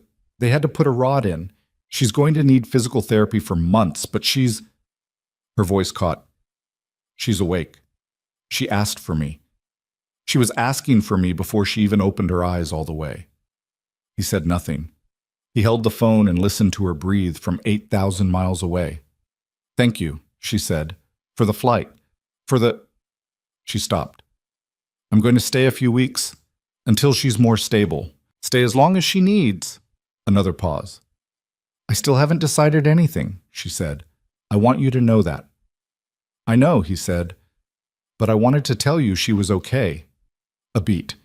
"Because you..." "I don't know. Because it seemed right." He sat with that for a moment. Because it seemed right. The way she said it, not as a concession, not as a beginning, just as a true thing she had done because it was true. "Thank you for calling," he said. She hung up. He sat in the study with the phone in his hand and the lamp making its small circle of light, and thought about rods and bones and phone calls made because they seemed right, and the specific distance between Seoul and Atlanta, and how distance was not only geography. The report from Min-jun came at 7 the next morning, and he read it standing at the kitchen counter with coffee he had not yet touched. It was 3 pages, and he read it twice, and then he set it down on the counter and stood very still. The report documented a financial movement, not large enough to be obvious, not small enough to be noise. 40 million won, shifted through a layered structure of shell accounts, tracing eventually to an account controlled by Yoon Byung-ho's Busan operation. The movement had occurred 6 days ago. The account it originated from was controlled by the Kang Syndicate's internal trust structure. The account required dual authorization to access. There were only 4 people with that authorization. Tae-hyun was one of them. Min Jun was one. The organization's financial director, a man named Oh, was another. The fourth was Yoon Se-ra, whose authorization had been established 2 years ago during the period when she and Tae-hyun were engaged, and she had been positioned to assume a formal role in the organizational structure, an authorization that Tae-hyun had quietly moved to revoke after the engagement ended, but that had stalled in the legal architecture for 8 months because of the complexity of the trust structure and the fact that he had, in the particular way of a man who expected a former partner to remain at a certain distance, simply not forced the timeline. He picked up the report. He read the relevant page again. He set it down. He called Min Jun. "You've seen this," he said. "An hour ago." Min Jun's voice had the controlled flatness of a man managing his own reaction. "I wanted to verify before I brought it to you." "Verified how?" "The authorization signature was executed from a device registered to her. The timestamp puts it..." A pause. "While she was in contact with Byung-ho, 3 days before the Friday meeting." Tae-hyun stood at the kitchen counter. Outside the floor-to-ceiling windows, Seoul was doing its ordinary morning. Traffic building on the bridge, the river flat and gray under low cloud. The city looked exactly as it always looked. Nothing about it reflected what he was currently understanding. "She gave him the money," he said. 40 million won. Probably as a demonstration of access, a proof of concept. Min Jun paused. "It's not the money that's the problem." "No," Tae-hyun said. "It's what the money proves." It proved that she had maintained active authorization in the trust structure and had used it, which meant Byung-ho now knew 2 things. First, that the Kong internal structure had a person inside it who could move money with authorization. And second, that Tae-hyun had allowed that exposure to persist, which told him something about the 30 days and the nature of Tae-hyun's attention during them. It was not a theft. It was a signal, a demonstration, offered to Byung-ho as a credential, as a proof of usefulness. Sarah had shown him the open door in the wall. He had 48 hours, possibly less, before Byung-ho moved on that information. "Find her," he said, "already working on it." "Not to..." He stopped. He thought about what he was going to say next and what it would mean. "Bring her in, not through the organization, just you. I want to talk to her before anyone else does." A pause. "She doesn't get hurt. That's not negotiable." Min Jun understood the weight of the addendum. "Yes, sir." Tae-hyun ended the call. He stood at the window for a long time. He thought about Se-ra on the phone 4 days ago, saying, "I did you a favor." He thought about her voice on the call after that, the cracked composure, the "I wasn't trying to hurt you." He thought about the specific architecture of a person who had loved someone, lost them, and then rerouted that energy into something that looked like loyalty to herself, but was actually a sustained act of damage. He did not think she had gone to Byung-ho intending to dismantle the organization. He did not think she had gone to him intending to hand him a structural weapon. He thought she had gone to him angry and wanting leverage, and had given him more than she understood she was giving.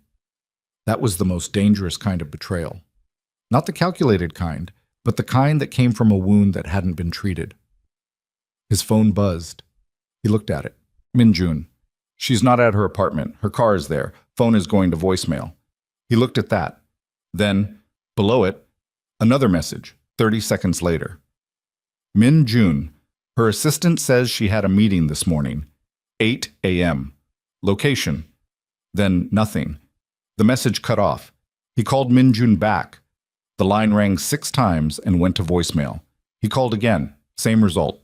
He stood at the window with the phone in his hand and thought about the 40 million won and the open door and the Friday meeting where Byung-ho had read the room and found what he was looking for. And he understood with the cold precision of a man who had spent 5 years building a system that the system was now being tested from inside in a way he had not prepared for because he had made an assumption about Sarah that the evidence was currently dismantling. He was reaching for his jacket when the encrypted phone buzzed with an unknown number.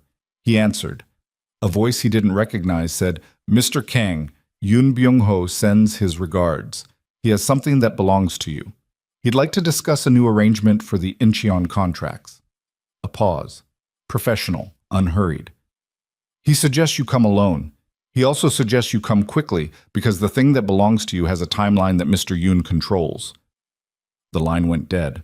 He stood in the middle of the apartment, in the silence of a building that bore his family's name, and understood with absolute clarity that in the space of 72 hours he had lost control of his organization's internal structure, given his primary adversary an operational asset, and allowed a woman who had once been inside his life to become the mechanism of his exposure, and that somewhere in Busan, or in this city, or in a location he did not yet have, Seo Min-jun was being held as the answer to a question Yoon Byung-ho was about to ask him. The question was whether Kang Tae-hyun, stripped of 30 days and a financial breach, and his closest operational partner, was still a man who could not be moved.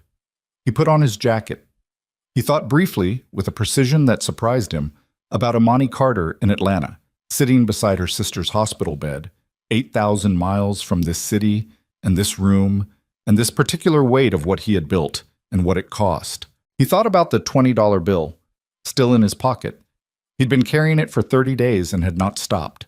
He reached in and felt the soft, worn paper between his fingers for exactly 3 seconds. Then he took the stairs. Not the elevator. The elevator was a box with one exit and no options, and right now options were the only currency he had left. He took the stairs down 22 floors in the dark of the emergency stairwell, his footsteps controlled, measured, not running because running was panic, and panic was information he refused to broadcast even to an empty stairwell. He was thinking while he moved. The call had been professional, not threatening, not emotional, the voice of someone executing a task, which meant Byung-ho had organized this carefully and quickly and had people competent enough to pull Min-jun off the board within the window between the Friday meeting and this morning. That was fast. That was faster than Tae-hyun had assessed him capable of moving, which meant Byung-ho had been planning this longer than the Friday meeting had suggested, which meant the Friday meeting was not a red. It was a closing move on a sequence that had started weeks earlier.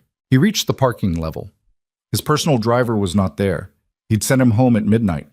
The fleet vehicles were in the adjacent bay. He took the keys from the lockbox with the emergency code and chose the gray Sonata, not the black G90, because the G90 had a tracker on the company system, and right now he did not want to be a moving dot on someone else's screen.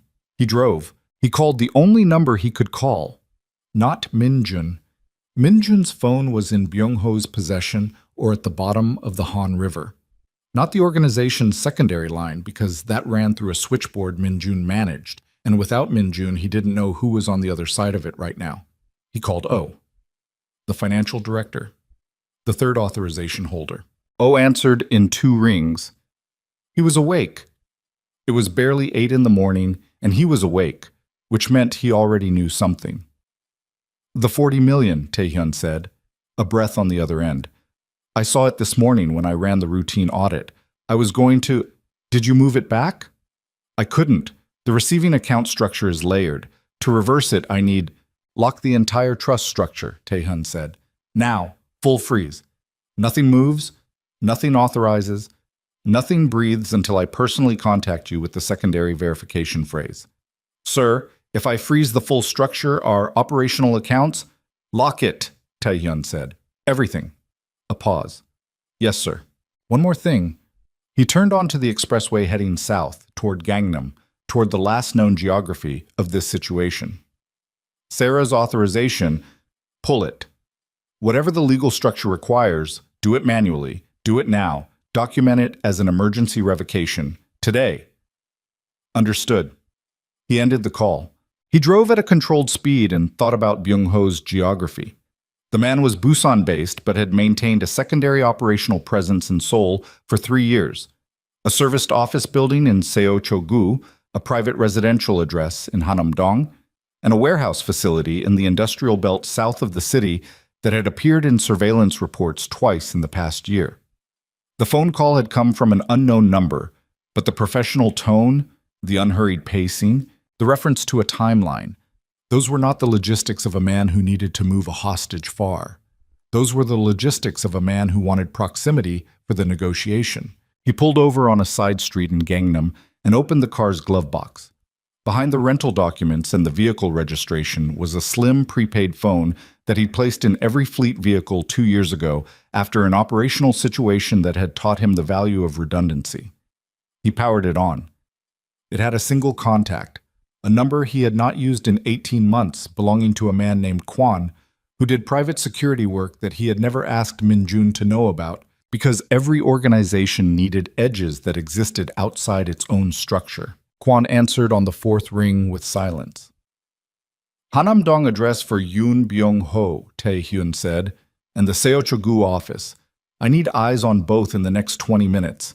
I need to know if there's unusual vehicle activity and if anyone's been moved in.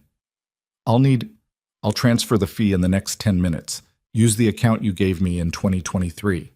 A pause. 20 minutes. He ended the call.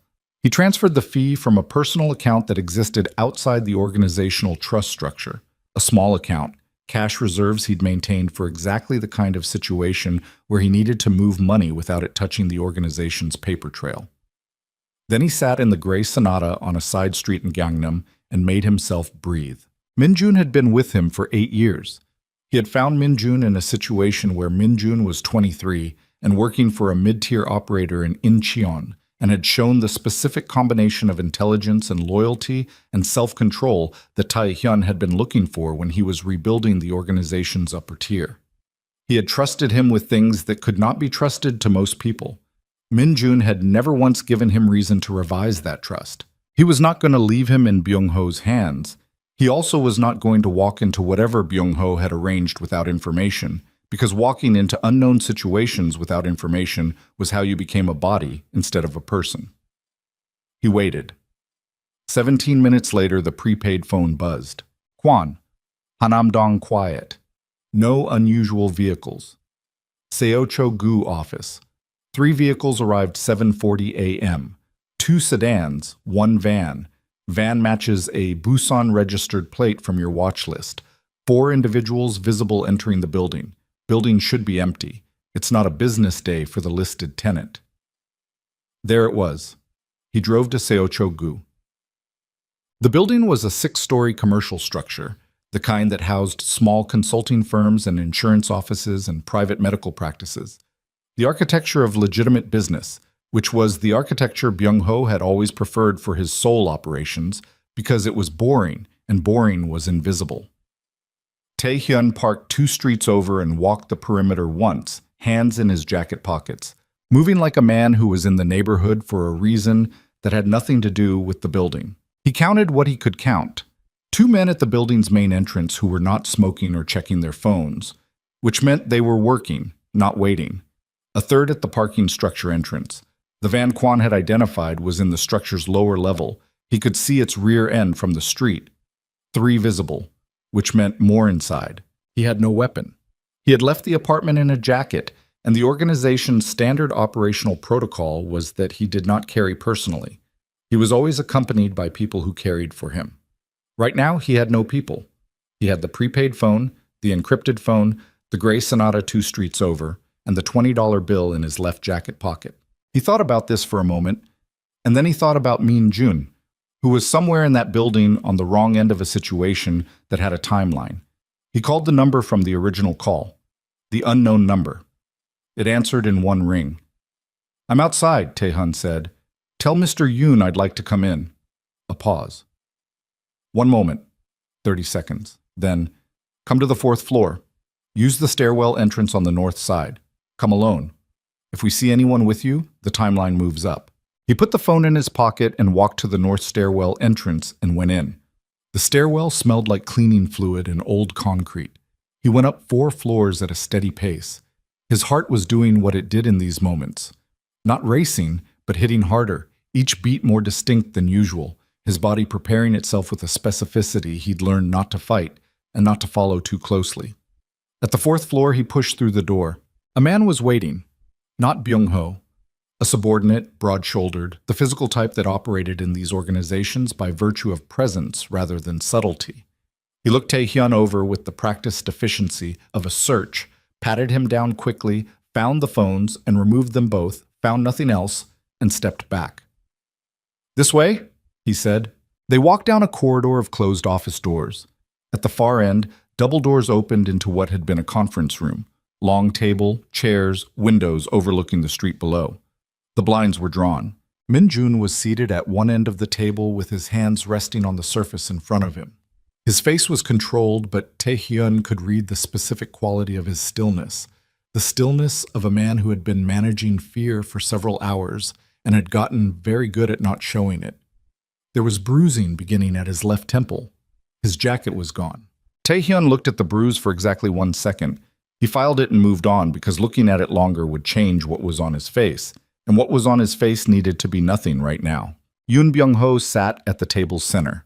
He had the posture of a man who had chosen his seat to communicate something, equidistant from everything, in control of the room's geometry. On either side of him were men Tae-hyun didn't recognize, which meant Busan personnel brought north specifically for this, which meant Byung-ho had been planning the logistics for at least a week. "Sit down," Byung-ho said. Tae-hyun sat, not at the far end, away from Min-jun. In the middle, across from Byung-ho, close enough to read his face. "You came alone," Byung-ho said, not surprised, assessing. "You told me to. Most men in your position would have found a reason not to follow that instruction. Most men in my position would have frozen their financial structure this morning, revoked all compromised authorizations, and come to this meeting with enough information to know exactly how many people you brought and where your van is parked," Tae-hyun said. His voice was level. "I'm not most men." Something shifted in Byung-ho's expression. Not fear, recalibration. He hadn't expected that opening. "The 40 million, Byung-ho said, is frozen, along with the rest of the trust structure. You have money you can't use in an account you can't access without triggering a forensic audit trail that would take you 18 months to unwind." Tae-hyun held his gaze. "You know this now because I'm telling you. You would have found it in approximately 4 hours when you tried to move it." Byung-ho was quiet. "Sarah gave you access to a door," Tae-hyun said. "She didn't know the door had been locked behind her. That's not her fault. She doesn't understand the full structure." He paused. "You should have done more due diligence before you used her as your key." "She came to me," Byung-ho said. "I know. She said you'd lost focus, 30 days off the board. A woman. She said you weren't—" He stopped. "She was concerned. She was angry," Tae-hyun said. "There's a difference. You use someone's anger as an intelligence source, and you didn't account for the distortion that anger produces." He looked at Byung-ho steadily. "That's a significant operational error for a man with your experience." The room was very quiet. One of the men beside Byung-ho shifted his weight.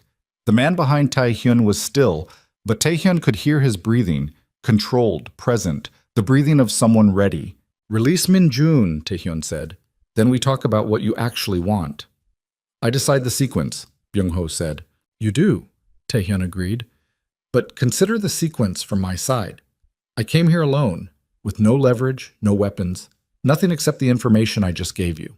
That's not the behavior of a man who has lost focus. That's the behavior of a man who is telling you that he is still the most dangerous person in any room he walks into, including this one, because he doesn't need anything in his hands to be dangerous." He let a beat pass. "The 30 days didn't weaken me. They reminded me what I'm doing this for." Byung-ho looked at him. "The Incheon contracts," he said finally. "We can discuss the Incheon contracts." "Not discuss, restructure." Byung-ho's voice had shifted. Still hard, but the quality of the hardness had changed. Less assault, more negotiation. A 30% share in the logistics revenue. Joint oversight of the route management. 15%. Single oversight, which is mine, with a quarterly reporting structure that gives your operation visibility without control. Tae-hyun paused. "And the Incheon port access fees your Busan operation has been paying to a third party for the past 2 years get consolidated into our arrangement, which saves you roughly twice what you're asking for in the restructure." A silence. Byung-ho looked at him with the expression of a man who has come in with a siege and found a negotiating table already set. "You prepared for this," Byung-ho said. "I prepared for the possibility of this 8 months ago when you first started testing the boundary. I updated the preparation on Thursday after our meeting." Tae-hyun kept his voice even. "I told you, the 30 days didn't cost me focus." Byung-ho was quiet for a long moment. Then he turned to the man on his left and spoke in a low voice. The man stood, walked to Minjun's end of the table, and stepped back. Minjun stood. He looked at Tae-hyun. Nothing passed between them that was visible, but something passed between them. "Get outside," Tae-hyun said quietly. "The gray Sonata, 2 streets east. Keys are above the driver's side sun visor." Minjun walked to the door. The broad-shouldered man moved to block him, and Byung-ho said one word, "Let him," and Minjun walked through. Tae-hyun returned his attention to Byung-ho. "Sera," he said. Byung-ho held his gaze. "She contacted me. I used what she gave me. That's the extent of my involvement with her. I need to know she's not in a situation your people created. She's not." A pause. "She went to Busan this morning, voluntarily. She has family there." Tae-hyun breathed once. "The terms I outlined," he said. "I'll have the revised contract documents drafted by Wednesday. Your people and mine review it, we sign by end of week, and this situation is closed." He stood. "What happened today doesn't leave this room. If it does, the terms change significantly and not in your favor."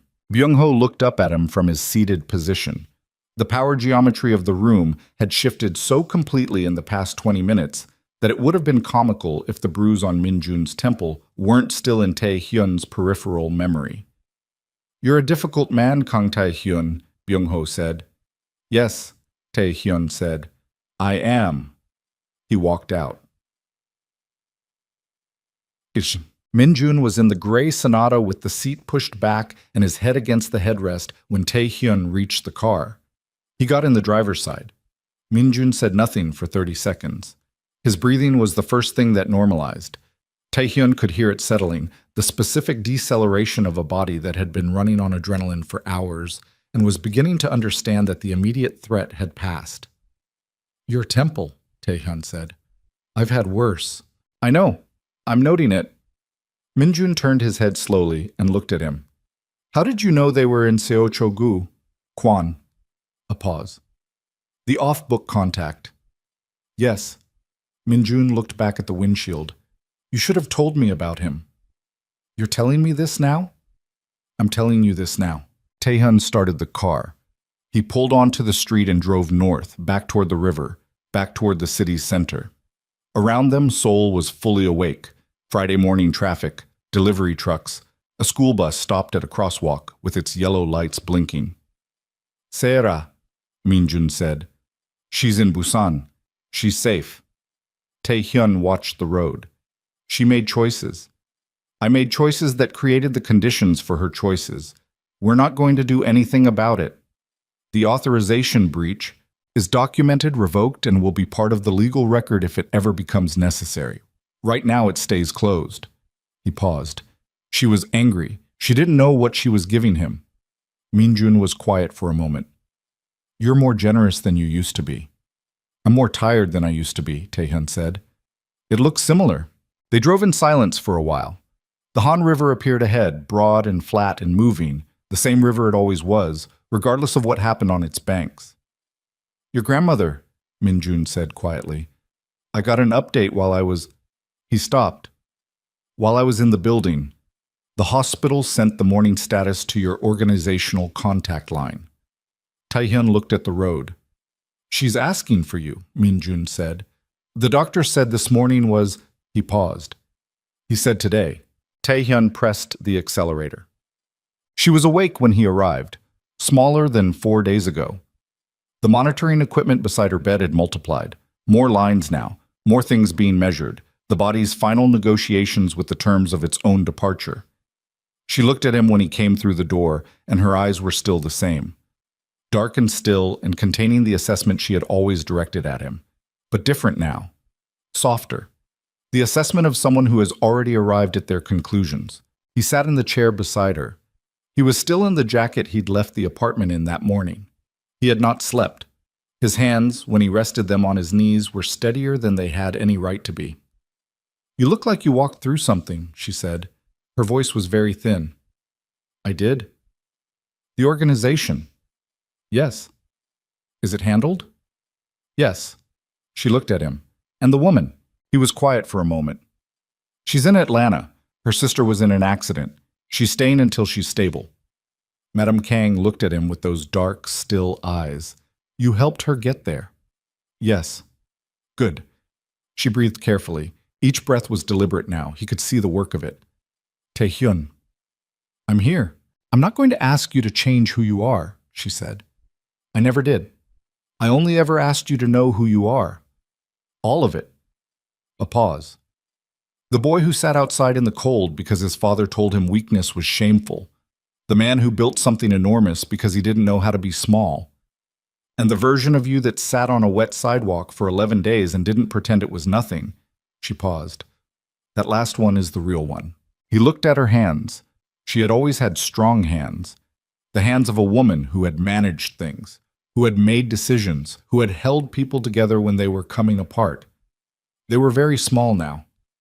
She gave you her last $20, Madame Kang said. Not because she saw who you would become to her. Because you were a person in the rain. A breath. That's the rarest thing. Don't let the rest of what you are make you forget you found it. He took her hand. She let him. They sat in the quiet of the room with the monitoring equipment making its small, regular sounds, and the morning light coming through the blinds in thin strips, and the city outside doing the ordinary business of being a city. And he held her hand and thought about rain and $20 and the particular courage of people who give what they have without calculating the return. Her breathing changed at 11:40. The doctor came. There were no dramatic moments, nothing that would have made sense as a scene in anything, just the gradual settling of something that had been in motion for 81 years, finding its rest. He sat beside her for a long time after. When he finally stood, his legs were stiff. He had been in the chair for hours. The room was the same room it had always been.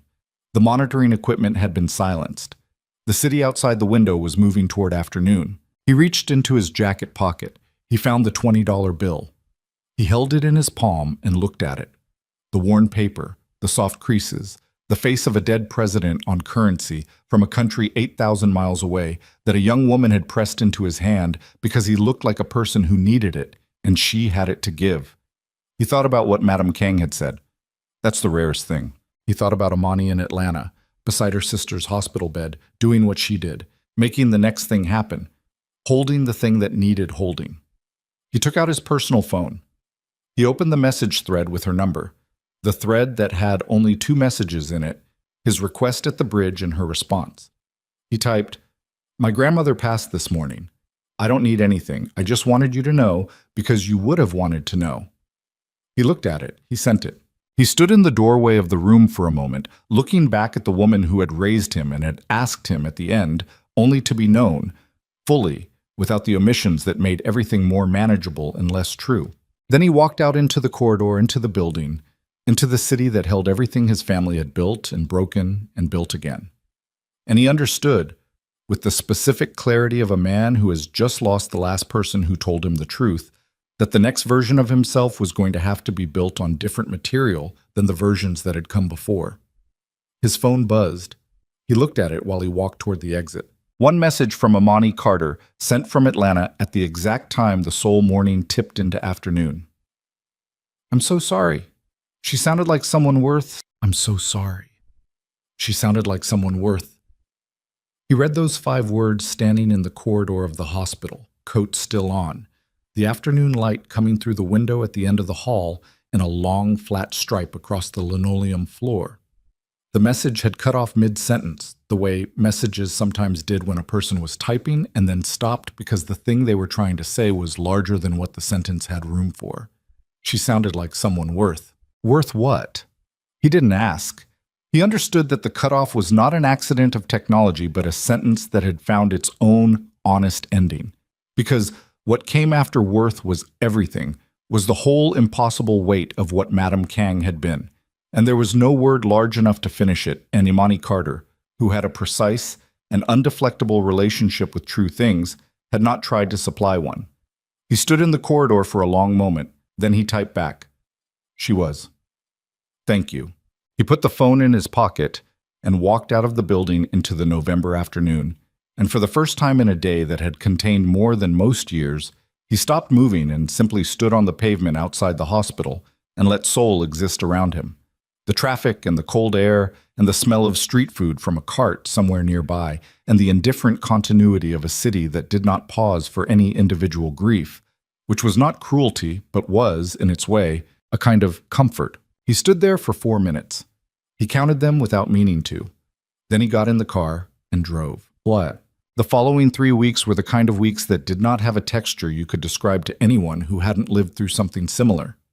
The administrative grief of a death, which was its own specific cruelty, the way it filled the days with tasks so that the absence beneath them could be felt only in the moments between tasks, in the 3 seconds between putting down one piece of paper and picking up the next. He managed Madame Kang's arrangements himself, not through the organization's infrastructure, not through lawyers, not through the staff that could have handled all of it efficiently.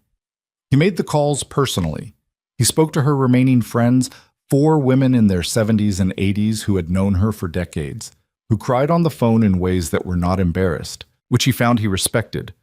And he arranged the memorial gathering at the private garden in Seongbuk-dong, where she had kept a small house and spent her clearest mornings. The Incheon contract revision was completed and signed by Wednesday as promised.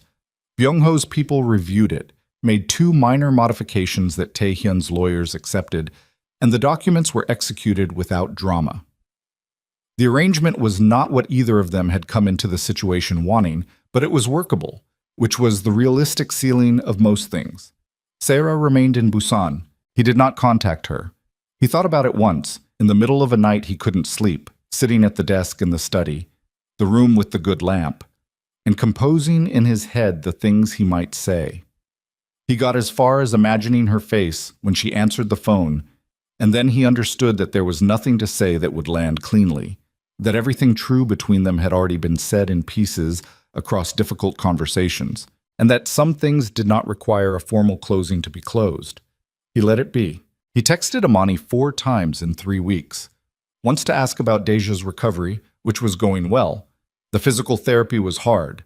The rod in her leg was doing what it was supposed to do. She was difficult and impatient in the way that people who are healing well tend to be difficult and impatient, which Amani described as genuinely exhausting and also the best sign possible. Once to send her the contact information for a financial services firm he used that had a division specializing in international education funding for Deja's college costs, framed as information only. Take it or leave it. Once to tell her that Mr. Choi, the elderly veteran from the Mapo Bridge, had been relocated to a stable housing program through a foundation that the Kang Syndicate funded under an unconnected name because it had seemed like something she would want to know. And once, on a Tuesday night with no particular occasion, just, "How are you?" She had answered all 4. The last one she answered with, "Tired. Better. Figure I'll be back in Seoul in 2 weeks, give or take. Deja's gonna hate me for leaving, but she'll survive it." He read that and sat with it in the specific way he had developed over the course of 30 nights of convenience store walls, for sitting with things that required him to be still rather than operational. Then he typed, "When you're back, if you're willing. There are things I want to say properly, in person." She took 6 hours to respond. He did not watch the phone. He put it in the other room and worked and came back to it and found, okay, 1 word, the same weight as yes. She landed on a Thursday evening, 14 days before December. He knew the flight, not because he'd arranged it, but because he'd asked and she'd told him, which was different and mattered. He did not go to the airport. He understood that the airport would have been too much context, too much of his infrastructure, too much of the gap between her world and his rendered visible in the way private terminals made it visible. He waited. She texted at 9 that night. "Back in a Hyundong, same terrible studio. Give me a day." He gave her 2. Saturday afternoon, she sent coordinates. Not an address, just the pin, which dropped in Bukchon Hanok village, in the hillside residential neighborhood with the traditional houses and the stone-paved lanes that Seoul had been protecting from development with varying degrees of success for 50 years. A public place. Neutral ground.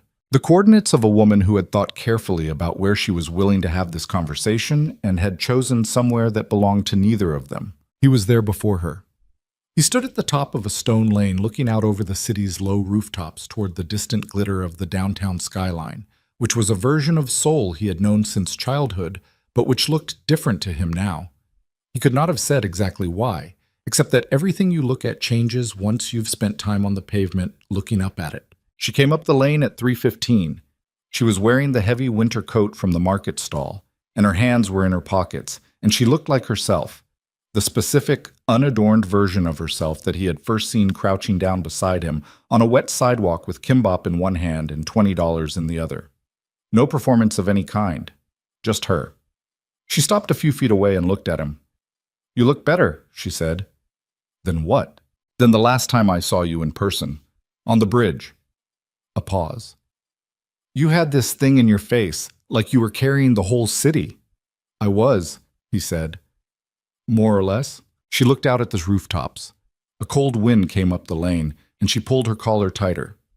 He said nothing and waited because he had learned, 30 nights ago, or maybe over the 3 weeks since, or maybe somewhere in the long quiet of the hospital corridor, that with Amani Carter, the best thing he could do was be present and not fill the space before she was ready to. "I talked to Deja about you," she said. "A lot, actually. She has opinions." "What kind?" "The kind you'd expect from an 18-year-old who watched her sister look sad for 3 weeks and needed someone to blame for it." A faint movement at the corner of her mouth. She also said, and I'm quoting here, "At least he got you on a plane the same night, which is more than most people would have done for someone they'd allegedly wronged." "Allegedly," he said. Her word. She's going to study law. I can already tell. He looked at the city. A child ran up the lane past them, laughing at something behind them, followed 30 seconds later by a breathless parent. The stone under their feet was uneven and very old and completely indifferent to the weight of any particular moment lived on top of it. "I need to say the thing I said I wanted to say properly," he said. She looked at him, that direct, undeflectable look. "The 30 nights," he said. "I know what they were to you. A man you found in the rain, someone you shared food with, a person you were building something with in the way you build things, which is carefully and without the performance of it. I know that when you found out who I was, it felt like the ground moved. I know that what I did wasn't only an omission, it was a construction. I built a version of the situation that kept me safe, and I let you invest in it, and I told myself it was because I needed to find out something true, and part of that was honest, but part of it was also that I was afraid that if I told you, you would go, and I wasn't ready for you to go." She said nothing. She was listening with her whole face, which was something specific to her that he had never seen in anyone else. The complete attention, unguarded. "I can't make that a smaller thing than it is," he said. "I'm not going to try. I did you damage and it cost you something real, and I'm sorry with the full weight of knowing exactly what I did and why, not with the version of sorry that asks you to make it easier for me." He paused. "That's the first thing." She breathed out slowly, a cloud of vapor in the cold air. "What's the second thing?" she said. "The second thing is that I'm not the same person I was when this started. Not because I met you, and it's not that simple, and you'd see through it if I said it that way. Because my grandmother sent me into the street with nothing, and I found out something about myself that I hadn't been willing to find out. And you were part of what I found. And then she died, and the organization tried to collapse, and I had to hold it together with less than I've ever had to work with, and I held it together. And when it was done, I was still—" He stopped. "I was still here. Still this. But different." He looked at her directly. "The third thing is that I want to know if there is any version of a future in which you and I figure out the rest of this together. Not easily.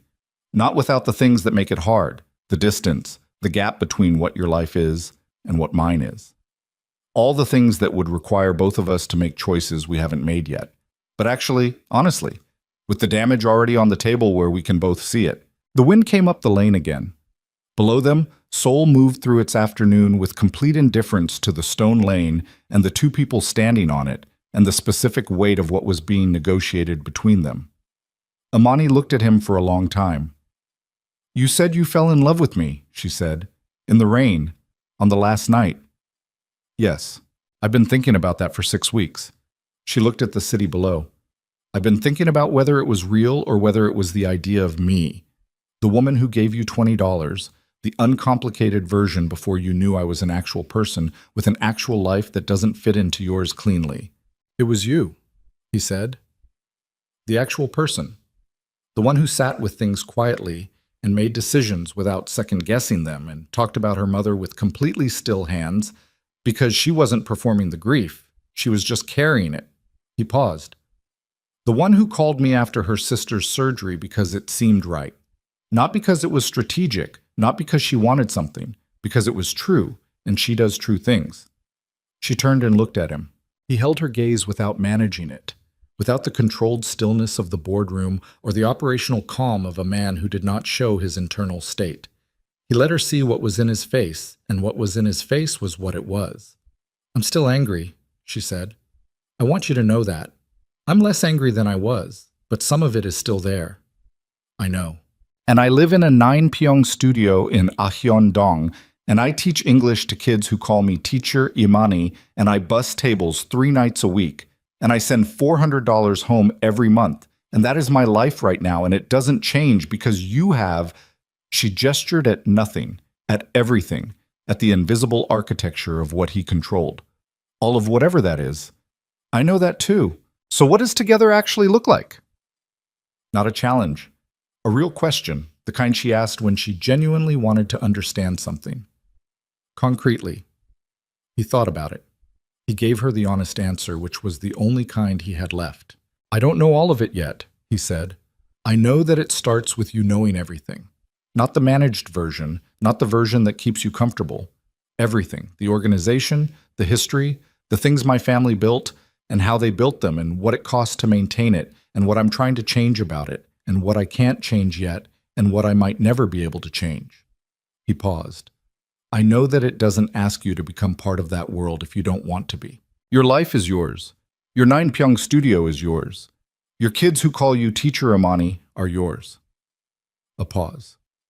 I know that I have enough to make sure Deja goes to the best program that will take her, if she'll let me, framed in whatever way doesn't feel like something you have to carry.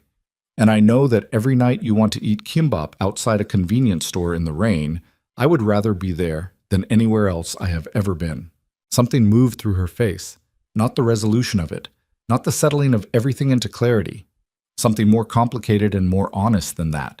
The face of a person who has been given something true and is holding it carefully to see whether it holds its shape.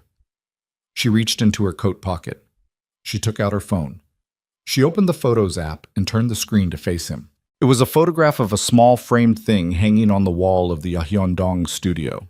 He looked at it and understood it was a photograph she had taken of something she had framed and hung on the wall, which meant she had looked at it often enough that she'd wanted it there. It was the receipt from the GS25 on Mapodayero, the receipt from the night she had spent her last $20, the one the cashier had given her with the change he didn't look up to hand her.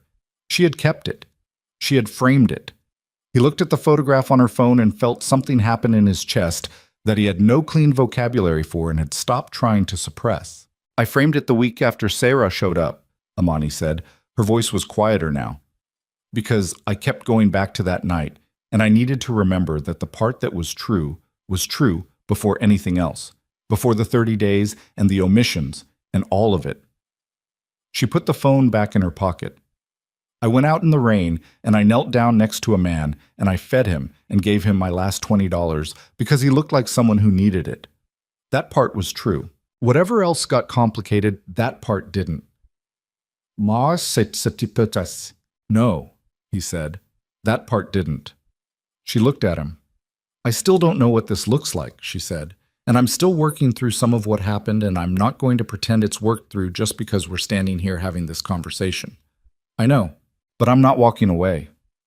She said it plainly, the way she said things that were true, without elaboration, without ceremony.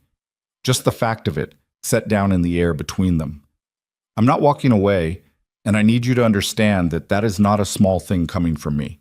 Because I have walked away from a lot, and some of those times were right, and some of them were just easier than staying, and I know the difference. He looked at her on the stone lane in Bukchon Hanok village with Seoul spread out below them and the cold coming in off the mountain and the afternoon light beginning to change toward the particular blue-gray of a Korean November dusk. He reached into his left jacket pocket. He took out the $20 bill, the soft, worn, many times folded 20 that he had been carrying for 47 days. He held it out to her. She looked at it. She looked at him. "You kept it," she said. "Every day since you put it on my knee." She looked at the bill in his hand. She didn't take it. Instead, she reached out and closed his fingers back around it, her hand around his fist, brief and warm and deliberate. "You keep it," she said. "It's yours." He closed his hand around it. They stood there for a moment in the specific quiet of two people who have finished saying the hardest things and have arrived somewhere that is not easy, but is real. The particular terrain of a thing that has been broken and is being rebuilt with the knowledge of how it broke, which makes it different from what it was before, and in some ways harder, and in some ways, if you are willing to be honest about what the breaking revealed, more solid. They walked down the stone lane together in the direction of the city. The spring came the way spring comes to Seoul.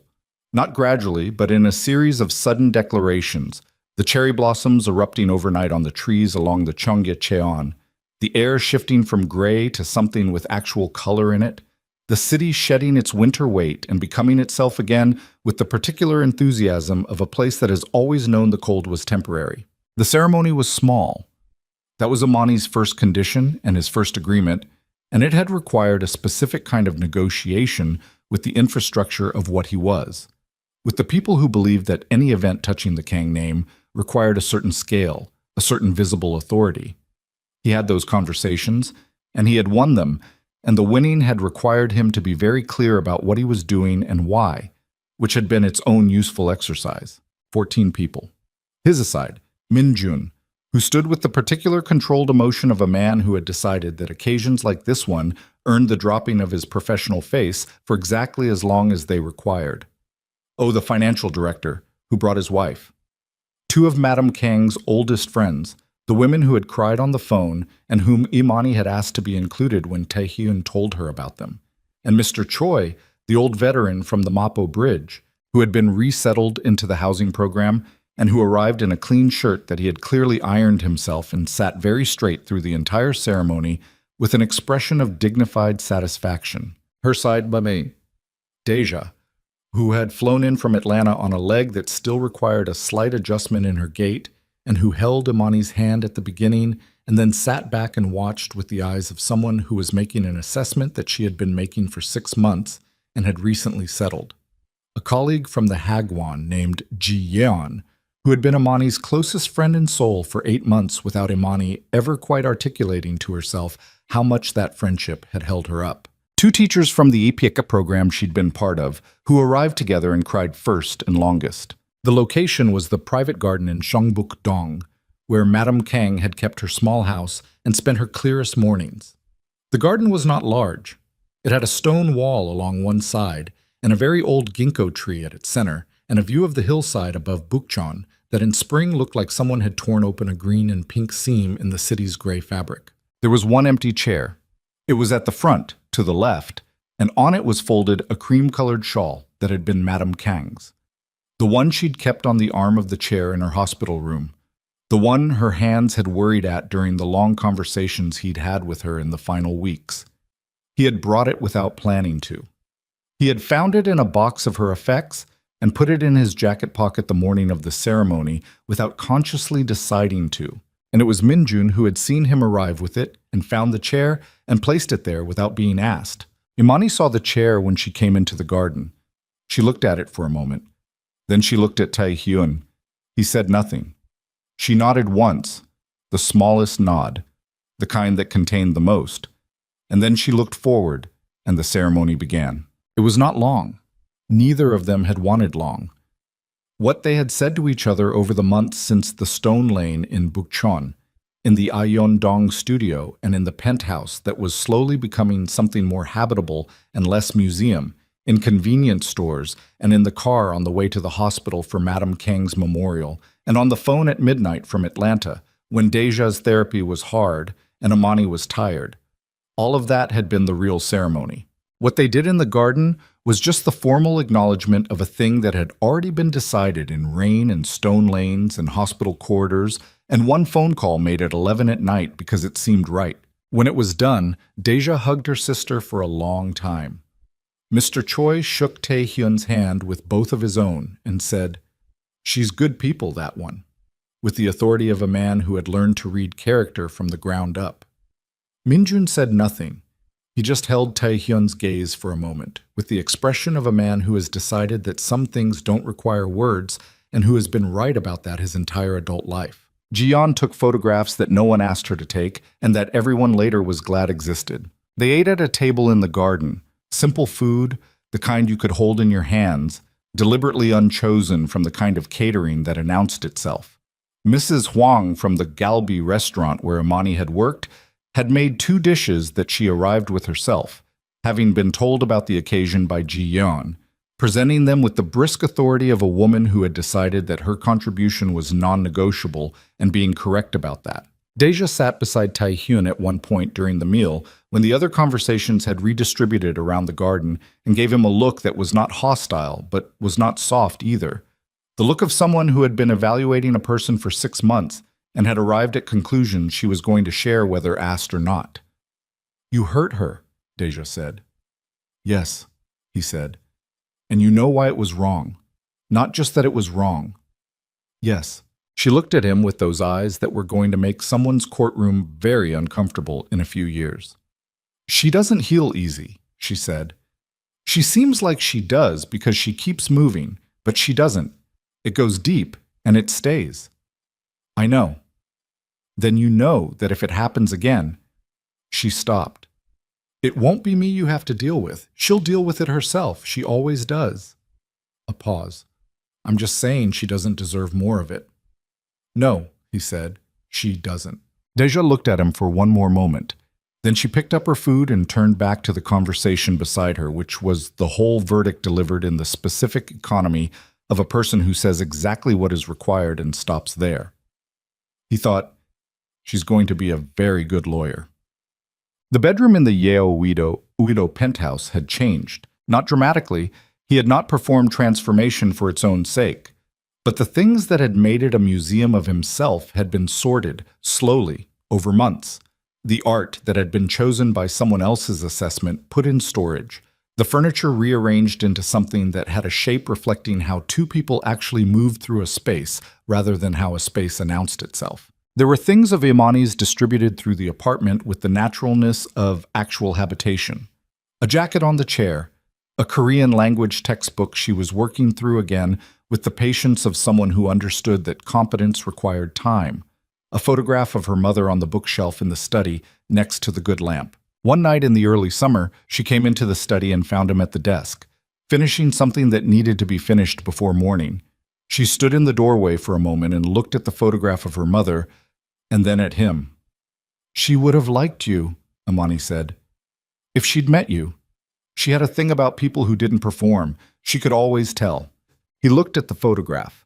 A woman with Imani's eyes and the specific quality in her face of someone who had looked at difficult things directly. What would she have said about me? Imani thought about it. She would have said you carry too much alone. She looked at him, and then she would have made you eat something. He looked at the lamp making its small circle of light and thought about his grandmother in her chair, about 30 nights of convenience store walls, about a stone lane in November, about what it cost and what it gave back. "What do you want?" she asked. "Not practically.